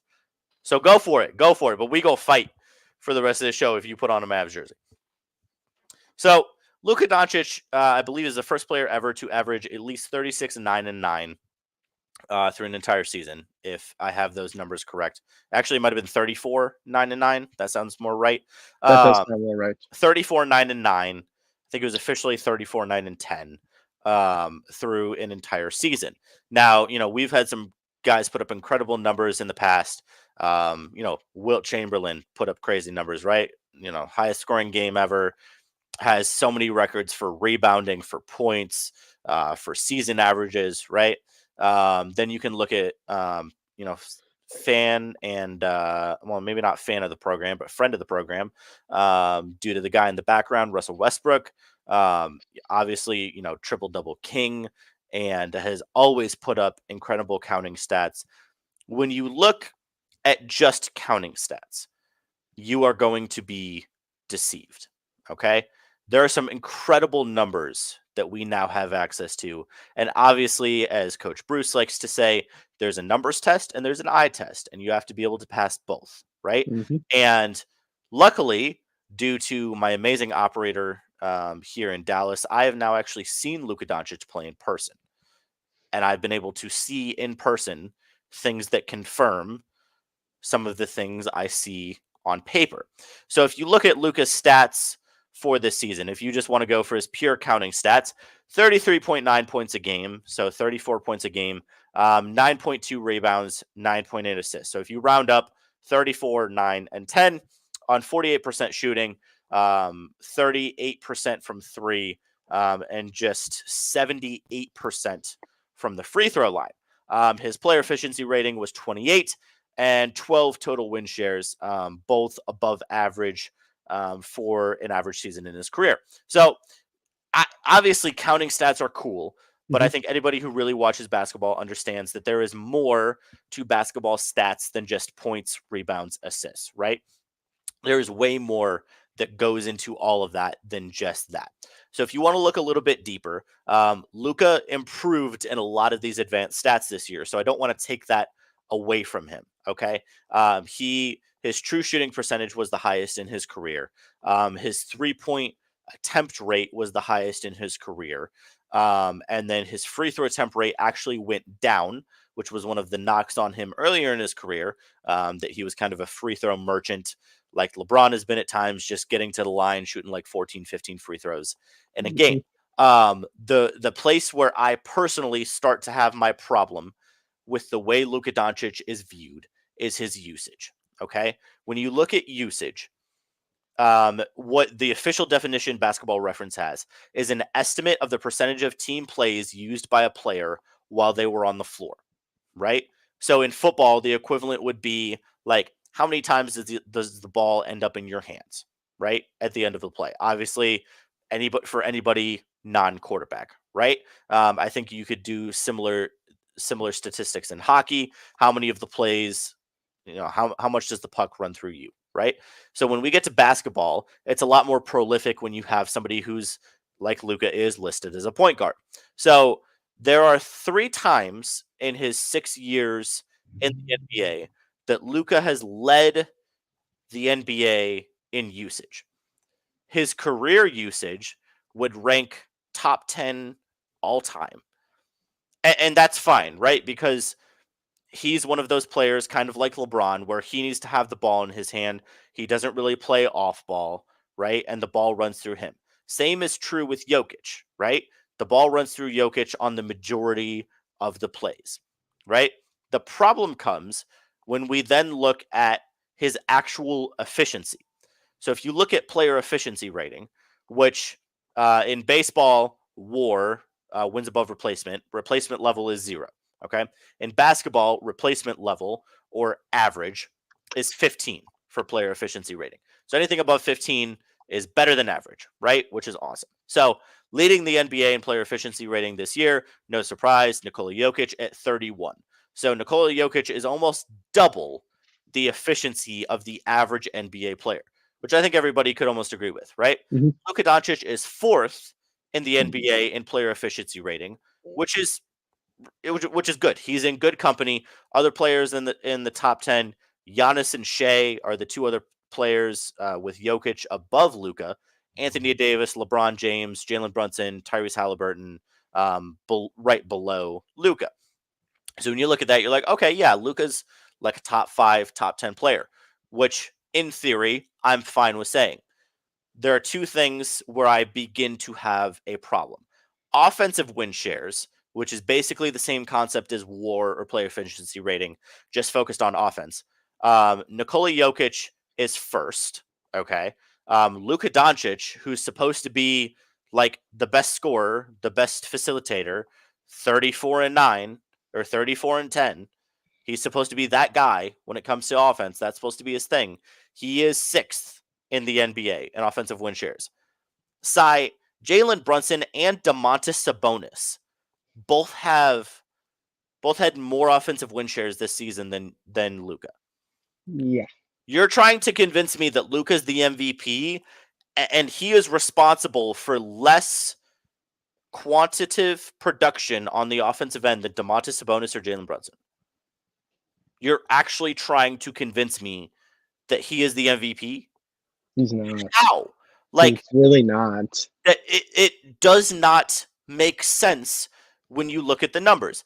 If that isn't enough for you, let's look at defensive win shares, which I know Luka fans hate talking about because the brother cannot play defense. No, he cannot. Okay? Leading the league in defensive win shares, no surprise. Defensive Player of the Year, Rudy Gobert, with a pretty big margin, to be perfectly honest. 5.8 defensive win shares from him.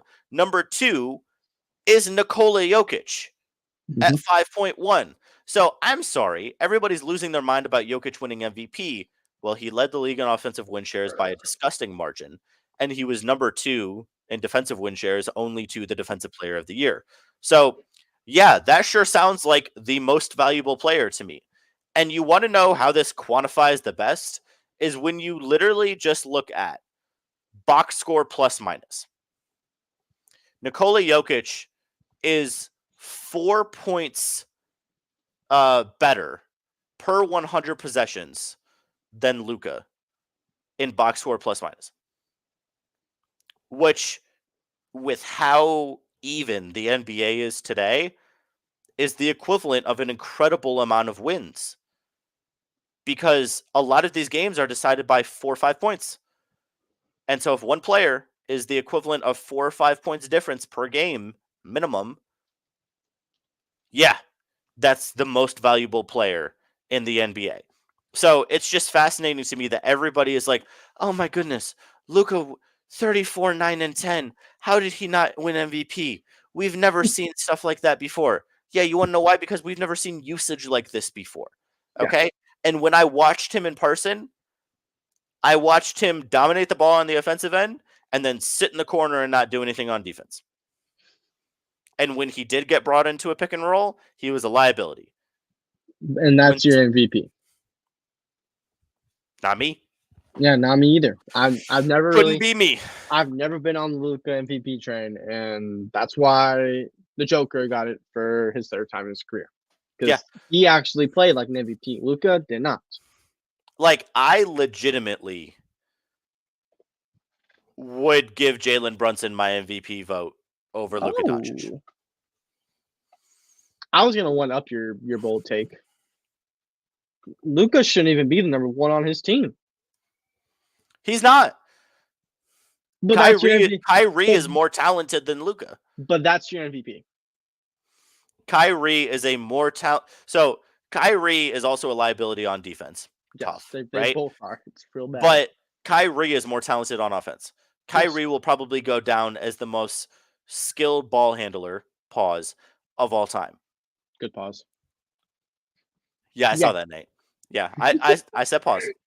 We're good. So yeah, tell me that you're playing with, somebody who has probably the best handles of all time. That's a better way to say it. And you're the MVP? Not even number 1 on your team. You're the MVP? Oh, okay. Not even the best scorer on your team. You're an offensive guy, and you're the MVP. And I'm supposed to think you're the next coming of LeBron. I'm sorry. I still have never seen Luka do anything that LeBron can't do at age 39. Yeah. So I'm sorry. Luka in his prime can't even play defense? Luka this, Luka that. Luka's overrated. Thank you. Good night. I'm going to bring back the comment from my father earlier. Luka's just fluffy. Luka's just fluffy. No offense. That's all he is. Literally and figuratively. That's all he is. Papa Hurley says the best. Yeah, that's tough. But Sai, I don't even know what we're going to talk about, but let's bring on our two favorite gentlemen, Coach Kenny and the man that in the streets and in the sheets goes by Gator. Let's bring on our wonderful gentleman. How are we doing today? What's going on, y'all? How's it going, guys? Nate, are you cooking? What are you? I am watching. He's washing dishes. I am watching. What a guy. What? Nate, you got in trouble, didn't you? No. I'm just, this is my this is what I like to do. Outside of washing and folding clothes. And on top of that, I have children. Fair. He's just doing his duties. I'm just. Did you hurt your finger? You got a Band-Aid on there? Huh? Did you hurt your finger? Huh. Oh no. Okay, I thought I saw it. Oh wait, that water is hot. It's steaming. Yeah. Oh my goodness. Okay, we'll go back to normal view around here. Right. Well, I know how Nate's doing. Kenny, how you doing? I'm doing real good. Getting ready for the playoffs on Saturday. So. Heck yeah! Tell us about the team. So 7th and 8th grade, we got a good core of talented 8th graders. The funny thing is that none of them play like Park District football. None of them have actually played a down of football before we started coaching them. Wow. So I've got That's cool. I've got a center fielder at quarterback. I've got a really talented 7th grader at tailback, and they just eat up everything that we do, everything that we throw at them, and then they're ready to roll on Saturdays. It's been fun, a lot of fun, a lot of action. Dang. I love this dude. Have you used the plays that Bruce and Nate gave you? Yeah, I have some variations of them. As we're trying to beat different, they've a lot of the teams use like a cover 2 defense. Yeah. And so we're throwing a little bit more at them in terms of trying to go deep and extract the safeties, take the safeties out of the play, and then attack the middle of the field, which is what I like to do anyways. So yeah, it's been very beneficial. Yeah, he likes to spread it and then attack in the middle. You know it. Yeah, we put up. There we go, Nate. We put up 68 points last week. So holy. Time out. You said 68, like the number before 69? Yeah. Nice. I went for 2. Otherwise, it would have been 70. Like how old? Because otherwise, 8th graders are just going to giggle the rest of the game. Wait. There's no mercy rule? No, there was a running clock. I still put up 68. Or they still put up 68. No, Kenny's like, I still put up 68. Wait, Kenny, so you could have kicked the extra point and gotten 69. There isn't like extra points. Like there's it's like how the UFL does it. So like from there's 1, 2, 3. Yeah, from a certain line, there's a 1 point. From like 8 to 10 yards, it's a 2-point conversion. Why didn't you just go for the 1 point? It's 8th graders, MJ. They would have laughed about it for weeks. You would have been a legend, Kenny. He would have, but it's not worth it. Here's the thing. 3 years ago, we got burnt on point differential. So we went undefeated 3 years ago, and we didn't make the playoffs because another team had a better point differential than we did. So you always go for the most? So now I'm going for everything. They woke up the giant on that one. We're going to go for everything now. You got to be careful when you say burn, because that can be taken in a different context. What? Burned? Should I go on Urban Dictionary? I don't know. I was gonna say, am I missing something, Kenny? Is there something I'm supposed to know? Like, Nate, you wanna educate the class? Just say when you say burned. We talking about like smoking? Nah, burn when you pee. Okay. Thankfully, I've never had that problem, Nate. So that's not where my mind goes. Yeah. You want to know, Nate? Yeah. All right, though. Gosh. Okay. Sai, do you? I think you should give the three of us. I think we should do some trivia, but some team trivia. Team trivia. So Okay. give us something that's football related. I'm looking to look up stuff. Hold on. Easy enough that we should get, but what we'll do is we'll do like a strike system. Ooh. So that as a team, me, Kenny, and Nate get 3 strikes for whatever it is you give us. And then, Can there be any type of football questions? yeah, I mean, you know, this type of stuff we normally Yeah. do.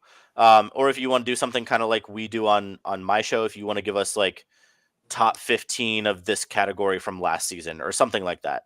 And you can give us I like that actually. you know, That's something like pretty that. cool. Hey, you know, MJ, you don't get your credit, but you know Thank you, what? Nate. You're spot on with some of this stuff. You're spot on. Thank you, Nate. Thank you. I appreciate that. You know, the brain be going, the CEO be thinking of things. Once in a while, especially on my day off. You know, I'd be out there on the golf course with Pops, and I'm just like, what should we do today? I'm sorry to disappoint, Nate. Okay. You know, sometimes Okay. I do my white boy stuff. I go out on the golf course. I got About to give me some clubs, you know. Oh, hello. I'm not Tiger Woods, but like you said, Tiger wish he could. Tiger wish he Wish he could. could. Yep. Keon Coleman is a gem, man. Hey, listen. Okay. listen. I got a Wow. list. I got a list. So Okay, bet. we'll go top 15 rushing leaders from last season. So most rushing yards. Okay. And then team, you guys are all on the same Okay. team. You want to guess all 15, you have 3 strikes. Okay, I think we can safely say CMC, right? Yes. CMC is number 1. Okay. Oh, this might be harder than I thought. Derrick Henry. Derrick Henry's number 2. Yep. Okay. Give me Aaron Jones. no. No, he does not mean that. He does not mean that. He does not mean that. Montgomery. I don't know about that. I thought he'd be top 10. Sai, let the record be Okay. clear. We will spitball, and it is. Okay. Make sure we say okay. officially. Yes, I need to hear final answer in the name. Yes. So yes. far you guys have just We have 1 and 2. McCaffrey, You have 1 and 2. Okay. Aaron Jones was hurt a bunch of the year. No. Montgomery maybe, but he split a bunch with Gibbs, so I don't know how that translated to rushing yards. But I thought earlier in the season Montgomery had a lot more carries Probably. I mean, because Gibbs was top a rookie, so I 15. didn't think that they gave him a ton. let's come back to that. Let's get some more context. Was Breece Hall healthy all year? No, he wasn't, right? No. Okay. he was Buffalo. Let's just go through the teams. Buffalo didn't have a real RB1. No, the Patriots with Zeke, I would say no. What about the Eagles with Swift? Probably. I'd say go for it. What about Saquon? I feel like that's probably a safer. Yeah. Is that what y'all gotta clarify? What's the guess? What is the guess? Saquon. Saquon. Strike So one. let's have MJ give the final answer, right? That's a strike. That's strike. He's 16. Oh. Yep, he is 16. He's 16. Okay, but that gives some context. Okay. Probably nobody in Washington. I think Gibson was splitting carries with somebody else. Tony Pollard? Is that a guess? Maybe. No. I don't know. They were slinging a lot in Dallas. Yeah. Yeah, they was. They was throwing because Dak had a career year as far as passing. Okay. Jacobs? Josh Jacobs? No, because that was like the Packers fans' gripe is he was hurt at the beginning of the year. I think he only played like 12 games or something. All right. No, we forgetting about this guy because he had a pretty good year. Cook from Buffalo, he had a pretty good year. Was James Cook like that? Yeah, he had a pretty good year. Okay, Yeah. I'll trust you, Nate. James Cook. Default. James Cook is number 4. Bang! Oh my gosh. Okay.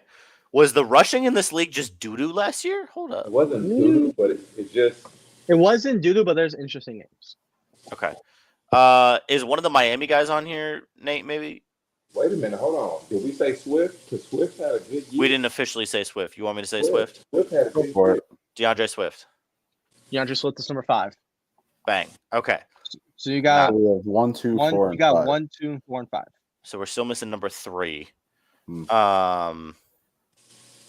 What about Mm, Texans? Who? Damian Pierce. I feel like he had a decent year. I'm trying to think in fantasy terms. Like, who was I? No. You know what's crazy? I just thought about it. We said about 4 names that we weren't sure on that we need to go ahead and. We said who said David Montgomery? Yeah. Kenny did. David You want- Montgomery had at You want me least to rip that? David Montgomery had at least 3 or 4 games with 100+ yards. David Montgomery. David Montgomery is on the list. He's number 9 on the list. Okay. Bang. Okay. The guy for the Rams, he has some touches. I can't remember his first name, but his last name is Williams. If I'm Williams, Kyron Williams. because Yeah. remember, Matt Stafford got hurt for a period of time. Oh yeah, Kyron Williams was And Kyron he Williams, was the official he was answer. the workhorse for us. Kyron Williams is number 3. You guys have the top 5 Bang. and number 9. There we go. And you have one Good work, strike. Nate. Okay, so we got top 5 and number 9. We got 1 strike. We can do this. Okay. Who else? So Seahawks, was Kenneth Walker healthy all year? He got hurt, right? I think he got hurt, and I think they had just an off year in general. Cardinals, was James Conner healthy all year? Yes. In the back of my head, Connor was there, but I don't. Because I he don't know probably if because Kyler was hurt. You want me to rip that? yeah, go for it. James Conner. James Conner is number 6. Bang. Yeah. Okay. So that's probably everybody in the West. Yeah, Let's you got go all- NFC South. Bucks. Isn't White? Ooh. I don't know. You know what?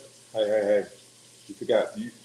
You said 2 names that had, if I'm not mistaken, over 1,000 yards. Okay. 2 names that I know for a fact, one of them had over 1,000 yards. Tony Pollard. We're forgetting about Tony Pollard. Oh yeah. He didn't So have a big I feel like year. Pollard and Mostert probably are on here. Pollard, I'm slightly more confident about. And another guy that had a good year that we still overlooking because again his team wasn't all that good. Najee Harris. Oh, Najee did have Because I think 1,000. Najee he has a 1,000-yard season. Yeah, I actually like that. Give me Najee Harris. Najee Harris is number 7. There we go. Bang. So now Give you me- just, Go you give for just me- Pollard. Give me You Tony just need- Pollard. Tony Pollard is number 11. There you go. Bang. Actually, that's a lie. He's number 12. That's a lie, but he's still there. Okay. So you still need number 8, 10, 11, 13, 14, 15. Okay. You need to have 2 strikes to play with. So no, we only have 1. Right. You only Two have to one. play You only with. have 1 strike. You have Oh two. yeah, we have two strikes played. So names in my head: Mostert. What about Joe Mixon? Yes. That could be, Or he yeah, got for traded, sure, yes. Hell yeah. because Burrow was struggling Because and Burrow was injured. hurt. So Mostert and Mixon. We've also got. Keep the Bucks guy in your head. Isn't it like Rashad White? Is that his name? I would go. That's right. I would go by him just because of the simple fact that they had to have a Somebody balance help. on offense with him and Baker. Yeah. So you're saying yes? I would say yes. Okay, Rashad White. Rashad White is number 14. There you go. Yes. Okay. You want to rip Mixon? Yeah. No, go we Mixon. got to because Mixon had a good year. Joe Mixon. Mixon is 8. So Bang. you have 1 through 9 Good. completed. You still need 10. 10. You still need 11, 13, 13, 15. So we got 4 guys left. Yes. Okay.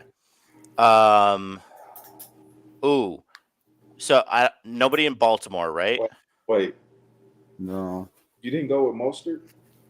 I haven't yet. No, you want me to do that too? Mostert had a good. But how much of that is receiving? Damn. And Okay, we got two strikes. A-Chain took off. That's my concern. I'd rather wait. Keep that in our heads. I'd rather wait on that one. Okay, let me think through. So AFC North, we did rip Najee. Yeah. I don't think the Ravens did anything. We ripped Mixon. I don't think the Ravens had anybody, because I think 1,000 is probably the bar. Yeah. And I don't. Who's the other team in the North? The Browns. Oh, Nick Chubb. Wasn't Wait, no, he injured? got hurt. He got hurt. hurt. When did he get hurt? Yo, Early, I think. 5 or 6. Week 5 or 6. You know what?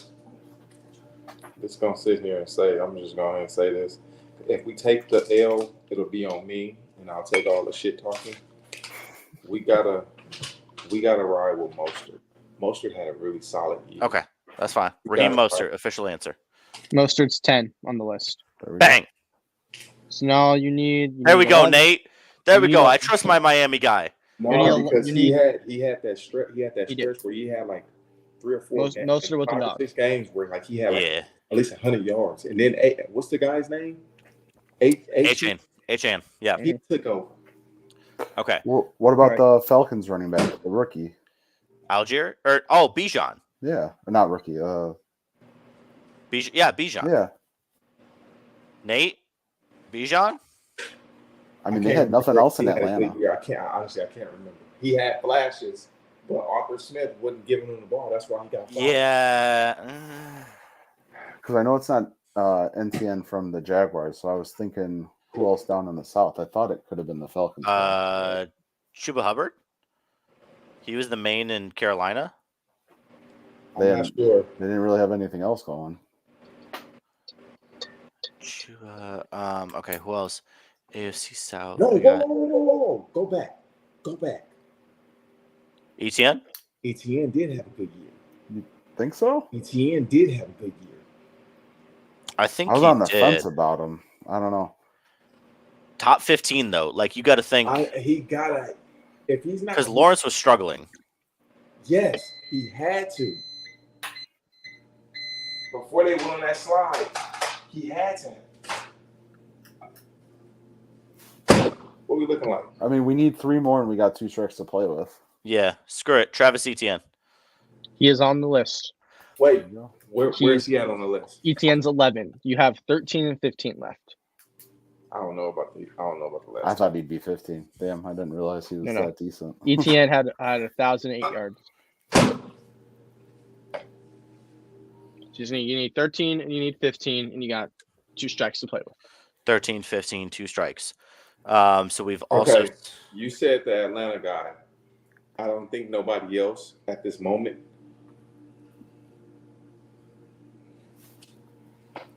did the Bears didn't have somebody, right? No, No.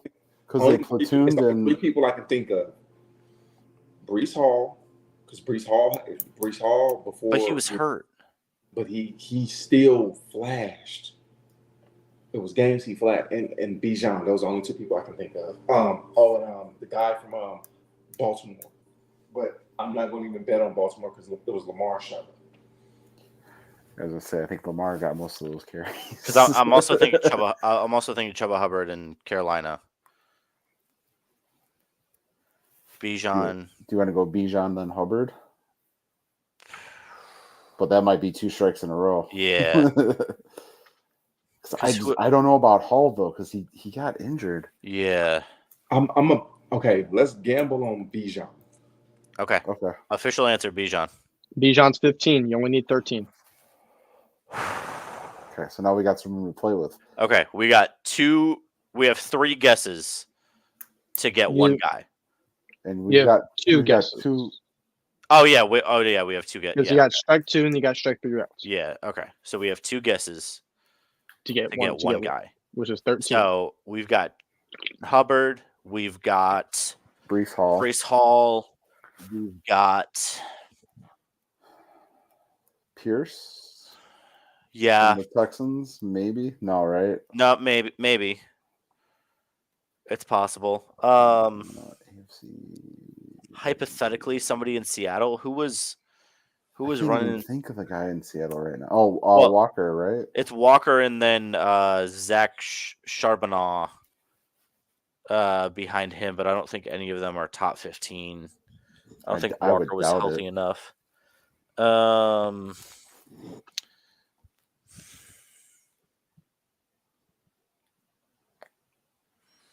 You got strikes to play around with. Just keep that in mind. Who's the other NFC South team? Because we got White, You didn't we say got White. Bijan, Hubbard, and then who's Yeah. the other? What's the other Saints. NFC? Saints. Oh, Saints. Kamara? No, Kamara had a down year. That offense had a down year. Plus, he gets a lot more receptions out of the backfield than anything else. True. I'm sorry. Chuba Hubbard he didn't have a good year because Carolina's whole offensive line, they weren't that good. He didn't really do anything. That's fair. It's only one guy that I can think of, and y'all both said no, but I'm Connor, the Cardinals back. No, No, we already said y'all James Conner, didn't we? Okay. James Conner. Mhm. gotcha. Yeah, it's either Brees Hall or Damian Pierce. I want to say it's Brees Hall. I want to say Brees Hall because We got a strike to play with. I mean, we could throw it out there, and then we could really. I'm only going to say Brees Hall because with the Jets won, like what? He had some solid runs in games, but they had to pass the ball a lot. So teams wasn't Especially Screw it. early. Official answer: Brees Hall. That he is 13. Swear to God. Swear to God. 994 yards. Bang! Above Rashad White, below Tony Pollard. Bang! Strong work. There we go. There it is. That's a nice team win, gentlemen. That's a Teamwork great makes team the win. dream work. You guys needed a win on our books. That's strong work. Strong work from the boys. Hey, between the three of us, we know ball. Okay. Yeah, y'all do know ball. That was challenging. I will say y'all guessing Saquon and getting him at 16 kind of puts y'all in like the right Yeah. brainwave. Yeah. The For fact sure. that he was Because- exactly 16, that Yeah, gave me a because- lot of context for who we're talking about here. Because below Saquon we had Jahmyr Gibbs as 17, Isaiah Pacheco was 18, Kenneth Walker was 19, and Chuba Yeah. Hubbard was 20. All Okay. were above 900 yards. And Yeah. Devin Singletary was 4 yards away from Chuba Hubbard at 21. Where was Damian Pierce? No, Damian Pierce wasn't started. He got his job taken away. Oh, he did. Yeah, Devin Ooh. Singletary Was that started. last year? Yes, Like, Devin Singletary was starter, and that's why he got the contract in New York, because Devin Singletary proved that he can be an RB1 again. dang. And then okay. behind Singletary, there was Lamar Jackson, Jerome Ford, Gus Edwards, and Josh Jacobs was running out the top 25. Yeah, I thought about Pacheco at one point. I know we talked about Walker. I would have said if I didn't see this list beforehand, I definitely was saying Pacheco for one of mine. No, because I know a lot of his work was receiving out of the backfield. But see, Yeah. but outside of Christian McCaffrey and Derrick Henry, I hate to say this, but it seems like the running game was not as explosive. And No. And Christian you see McCaffrey that- Christian McCaffrey had 1459. Derrick Henry had 1167. Kyron Williams had 1144, and James Cook had 1122.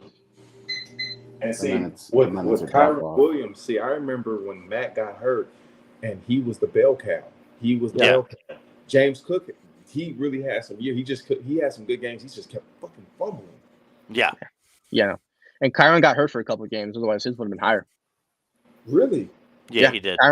Kyron was out for like 2-3 games. He sprained his MCL or something. They brought back in Cam Cam no. Akers. Yeah, Cam No. Akers. it wasn't Akers. It was I thought it was Daryl Henderson. Yes. Oh, that yeah, one. there you You're go. right. You're right. Fantasy Because football. Akers baby, I was know in I had Kyron on one of my like 16s, and I saw him go down. So I was like, okay, who we picking up? And Yeah. they brought back old Daryl Henderson. I love that Nate just helped us win this trivia while he's cooking something. Like Yeah. Muting himself so we don't hear the microwave go off. You love to yeah, see it. shout out to the king. Nate, do you know we might be able to bring this back now when this NFL season comes up. Well, let's talk about this. Bruce and I tried and it failed because it was just us to do a TDT like tailgate before NFL Sunday. So like our version of NFL Sunday on Fox. So like the hour before the first games kick off, we all hop on here, like making our food or whatever together and like doing our predictions about the games, talking smack, doing betting, stuff like that. We got some big bettors in here. Can't really partake in the betting, but yeah. That's fine. Well, that's fine. Yeah. Bruce and I got that under control. Don't worry. Yeah. Right. Yeah. Bruce and I are kings of degenerate bets. I learned it from him. Okay. But yeah, I think now that we've got a little bit of a stronger crew here, because we tried to do that. I think that was 2 years ago. It was 2 years ago when it didn't. Well, it didn't work because it was just me and Bruce. Like it. Yeah, we didn't have the staff per se, but like Right. we get us on, we get Connor on, we get Bruce on, we get Jack on. Oh, we're golden, baby. Yeah. Oh, I would love to hear Bruce start drinking at 10 a.m. and start screaming at Jack about the Patriots at like 10:30 in the morning on a Sunday. Like that's just peak NFL season, man.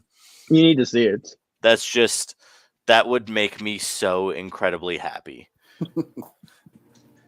Jack's just like, but the Patriots are gonna win. Bruce is like, I don't care. Hey, did you watch Tom's roast? Oh, it was the greatest 2 hours of my life. I haven't seen it yet.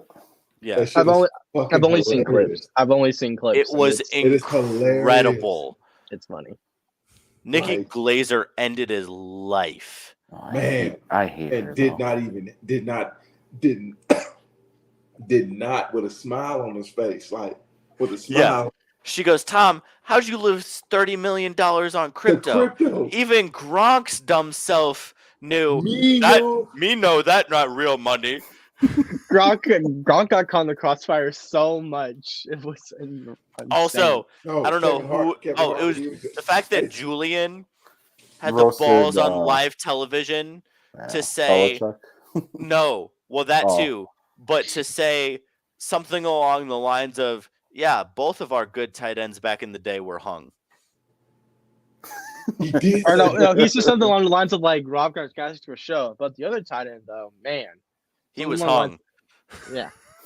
Yeah, I was just like, why- and Rob Gronkowski just sitting there, and you see his face go red. everybody's just like, And I saw memes going on Twitter that man's just there for his USAA check or some shit like that. Like, bro, they just just there, told him it was a USAA commercial. They didn't tell Yep. him it was a roast. man, he was there just sitting all happy, and then he got caught in the crossfire. Like, I just loved that at the beginning. Who was it? Jeff Ross tried to say something about Robert Kraft and the massage, and Tom was like, "Don't Nope. say that again." And then for the rest of the night, everybody like brought it up an extra notch. The best one was Drew Bledsoe. Tom, you may have a lot going for you, but I have two things that you'll never experience: being the first overall pick in the NFL draft and my 28th wedding anniversary. I was just like, yes, yes, yes, go for it. Get him, That's my Drew. question. Why was Kim Kardashian there? Because she's Kim Kardashian. you know, why was Kim Kardashian? I mean, there? that, like, there's no, just to say Kim K was there, like, there's no reason. She got basically booed off the stage. Like, there was no reason for her to be there, but just because she's Kim K. Yeah. So, I mean, I don't know. But that was, I watched some of the clips on Twitter and then I watched the full thing, and it was the greatest 2 hours of my life. Like, it was absolutely incredible. And then I don't remember the name of the guy, but the guy at the end that went and roasted every single person on stage just went down the row and just ended everybody. I'm like, oh my gosh. Okay. All right, so that's what I'm going to do with the next 2 hours of my night. Yes, Yeah. that is Absolutely, actually Kenny. exactly what you're gonna do. for Like next 2 that- hours. What was that, Monday? Yeah, I think it dropped Monday night, right? It came out Sunday night. It came out Sunday night. Yeah, because that's what I everybody on fell Twitter talked asleep about it to Monday. That's what I fell asleep to because it made me so happy. Your least favorite person getting roasted. You just yeah. love to see it. That's what you get for blocking me on TikTok, you little bum. Yeah, Nate, true, you he not did know do that that. Tom Brady blocked me on TikTok. On topic of people blocking and What the following, fuck? Why? What's wrong with you? MJ? So after the 2020 NFC Championship game, when the Packers lost to the Bucks, and everybody's like, "Oh my goodness, he just beat Aaron Rodgers now again," and then he went and won the Super Bowl. I was sick and tired and fed up at my highest of people glazing over Tom Brady, and so I went on my rampage talking about, like Connor brought it up again earlier too. He's only had one time in his career that he didn't have a top 10 defense. The brother has been carried his entire career. Wins are not a quarterback stat. Super Bowls are not solely a quarterback stat. You have to look at efficiency. You have to look at way more things than just Super Bowl rings. And it's a discredit to the other 52 guys on the roster and the entire coaching staff to give him sole credit for winning championships that some of them had absolutely nothing to do with him. And so I went through all of that over like a month-long span. And every video I made on TikTok talking about it or stitching or like replying to a comment, I tagged him in it. And eventually he just got blocked. I got blocked. And it gives me so much joy that I know he never saw any of those videos, right? I understand that Tom Brady doesn't manage his TikTok. I love that I annoyed his social media manager enough that they're like, you know what, let me block this kid because the videos got a pretty good amount of traction. Like I was getting tens of thousands of views on these. And he was like, they were just like, I don't want to see this kid anymore. You're an asshole. Okay. Hey, Nate, what do we say? Men lie, women lie, numbers don't. And the numbers don't lie. Tom Brady got carried to those rings. Yeah. So that's what Still got him. Oh, he's still got him. You can call him the greatest winner of all time, but don't call him the greatest quarterback of all time because he's not. I can't call him the greatest player, but I'll give him quarterback. Nope. Ooh. I can't give him greatest player because I can't even give him top 3 quarterback. Same here. I just got into an argument about this on Monday, like with some people in my class. So who do you have? Who's your top 3 then, MJ? Rodgers, Peyton Manning. Fuck off. Get off.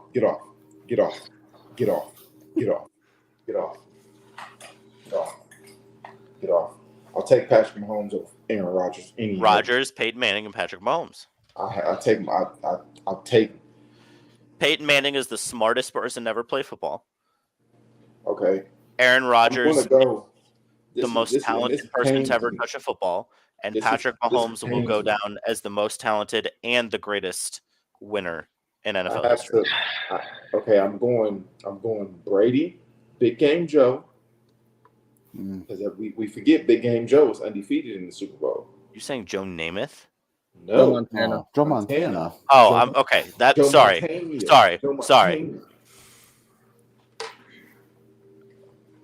Joe Montana, but not Aaron Rodgers, really?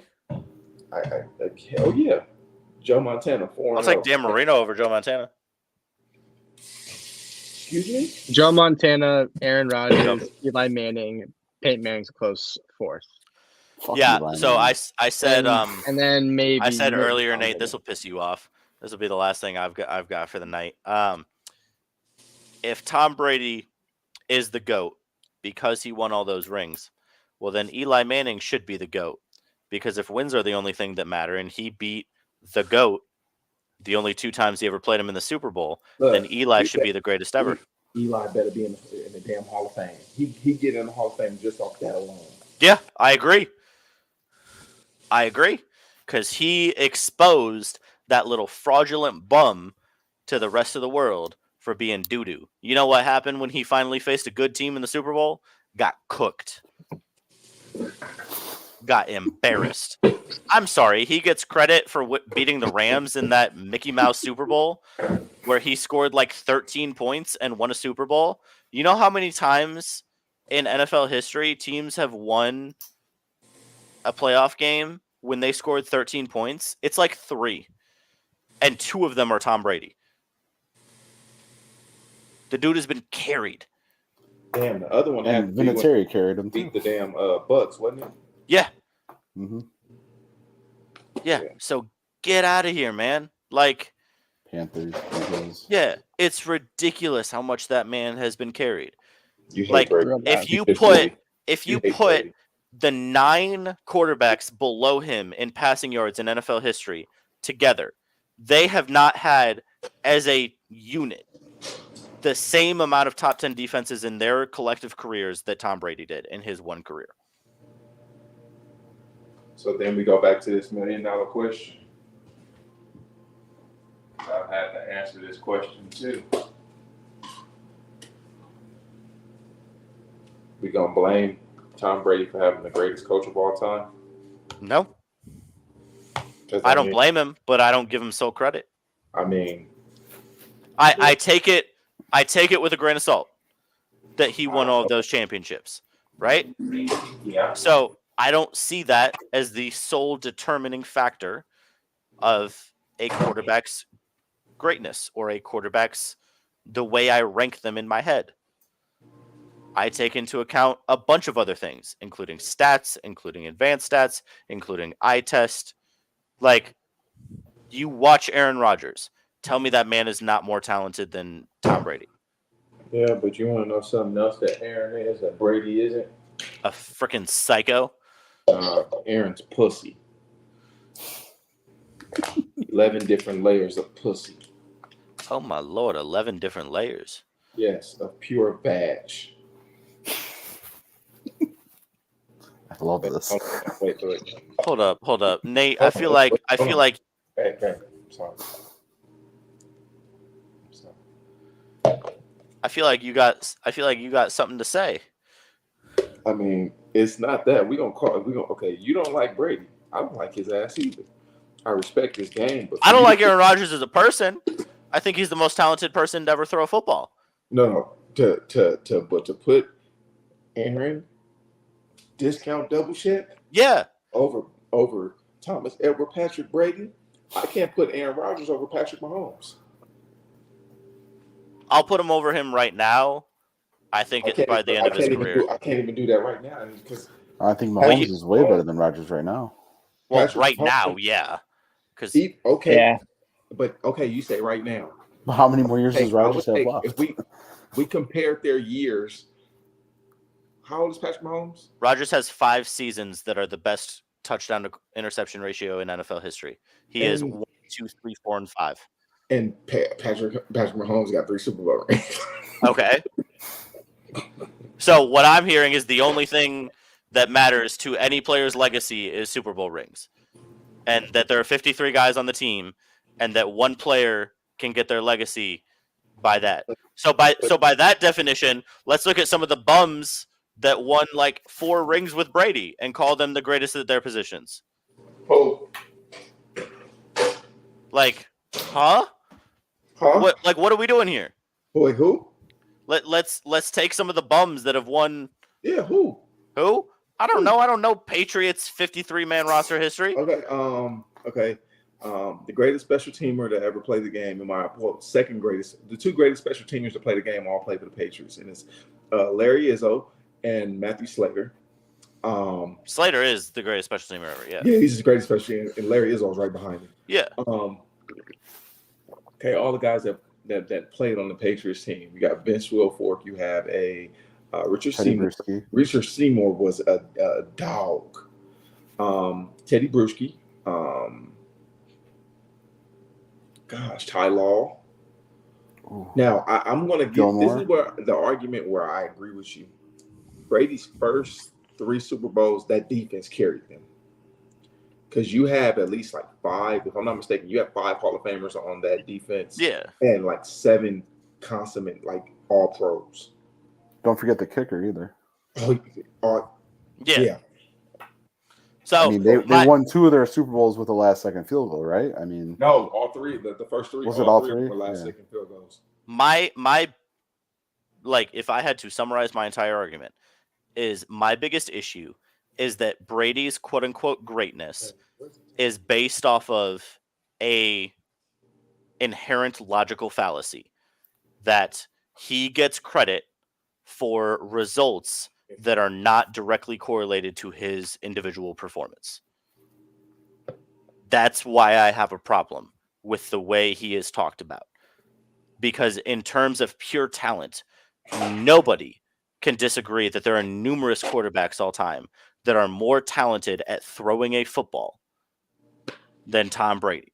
Dan Marino. Yeah, Alone. Dan Marino. exactly.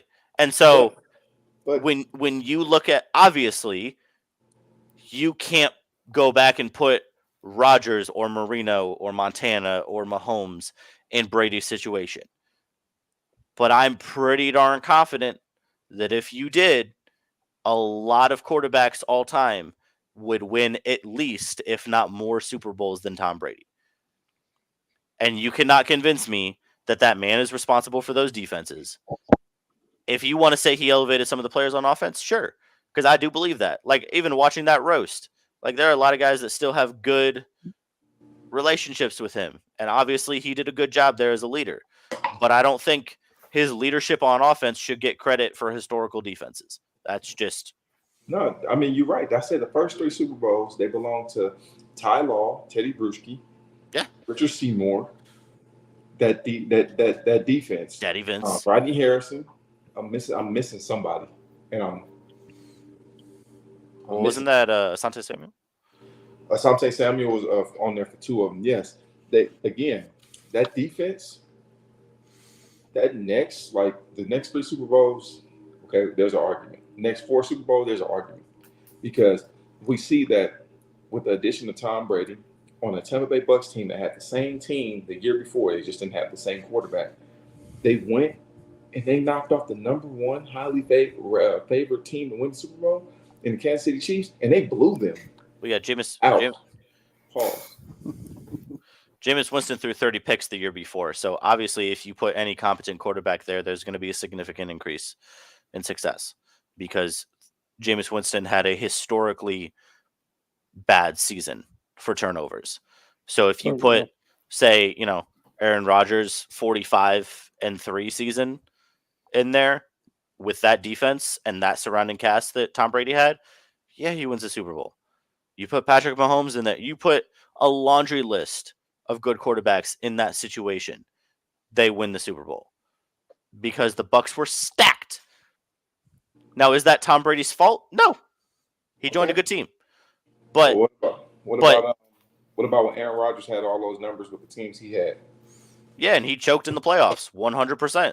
That doesn't mean he wasn't an incredibly talented quarterback. He choked and gagged. I'm not talking. Yeah, he slobbered. He slobbered all over it in that playoffs. He was gone. But you know what that doesn't take away? How incredibly talented he is as a quarterback. That doesn't mean that he's not one of the greatest to ever throw a football. That means that when the moments were big, Rodgers shrunk. Yeah. Hey, listen. I'm not talking about greatness as a winner. I'm talking about greatness as a skill. Hey, well, his skill set was that he had an opposite skill set. We should call him the football version of Stormy McDaniels. Oh, Lord. Yeah. Oh, Lord. But, I think it's just everybody else has a hyperfixation on just rings. And I understand, obviously, yes, Nate, I know you said it a bunch of times. That's why you play the game. You play the game for the ring. I get it. Trust me, I get it. But that's not what I'm arguing. Because a ring is won by 53 players on the roster, the practice squad, the coaches, the training staff, all of the facility staff. That's who wins that ring, right? And so I don't take that into account when I'm measuring a player's all-time ranking in terms of skill. I take into account their numbers. I take into account what I see. And what I see is Tom Brady is not the most talented quarterback ever. No. Please forgive me. I'm over here preparing my son's food, so please forgive me. You're fine. I've been watching the whole time. It looks delicious.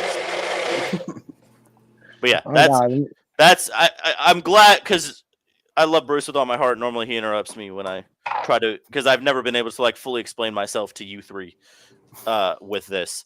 And that's my thing is I just don't like how people glaze over Tom Brady when there is so much context to be given surrounding his success.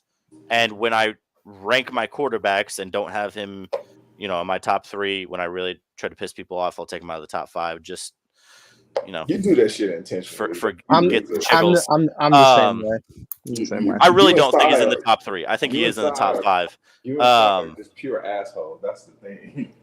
Oh yeah, so pure, A little bit. so pure. But you guys are pure assholes. That's just it. Yeah, Like, and you love us. Our takes Yeah. are right. I love you, Skank. I love you. Yeah. Yeah. All right, gentlemen. I believe that is all I have for this evening, unless anybody has their outlandish things to talk about. Well, I do. What? I mean, she's sitting right over here. Let me tell you guys some things. Hey.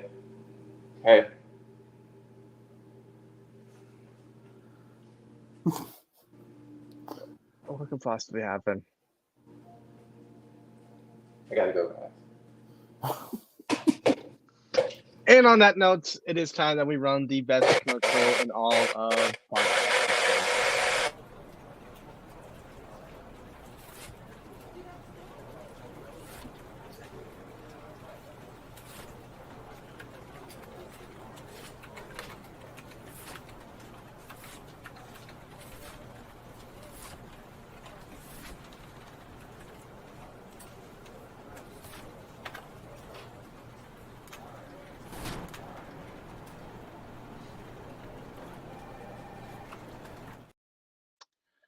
Make sure to call Jeffrey Tepney at 704-464-4544 and tell him that TTV just sent you.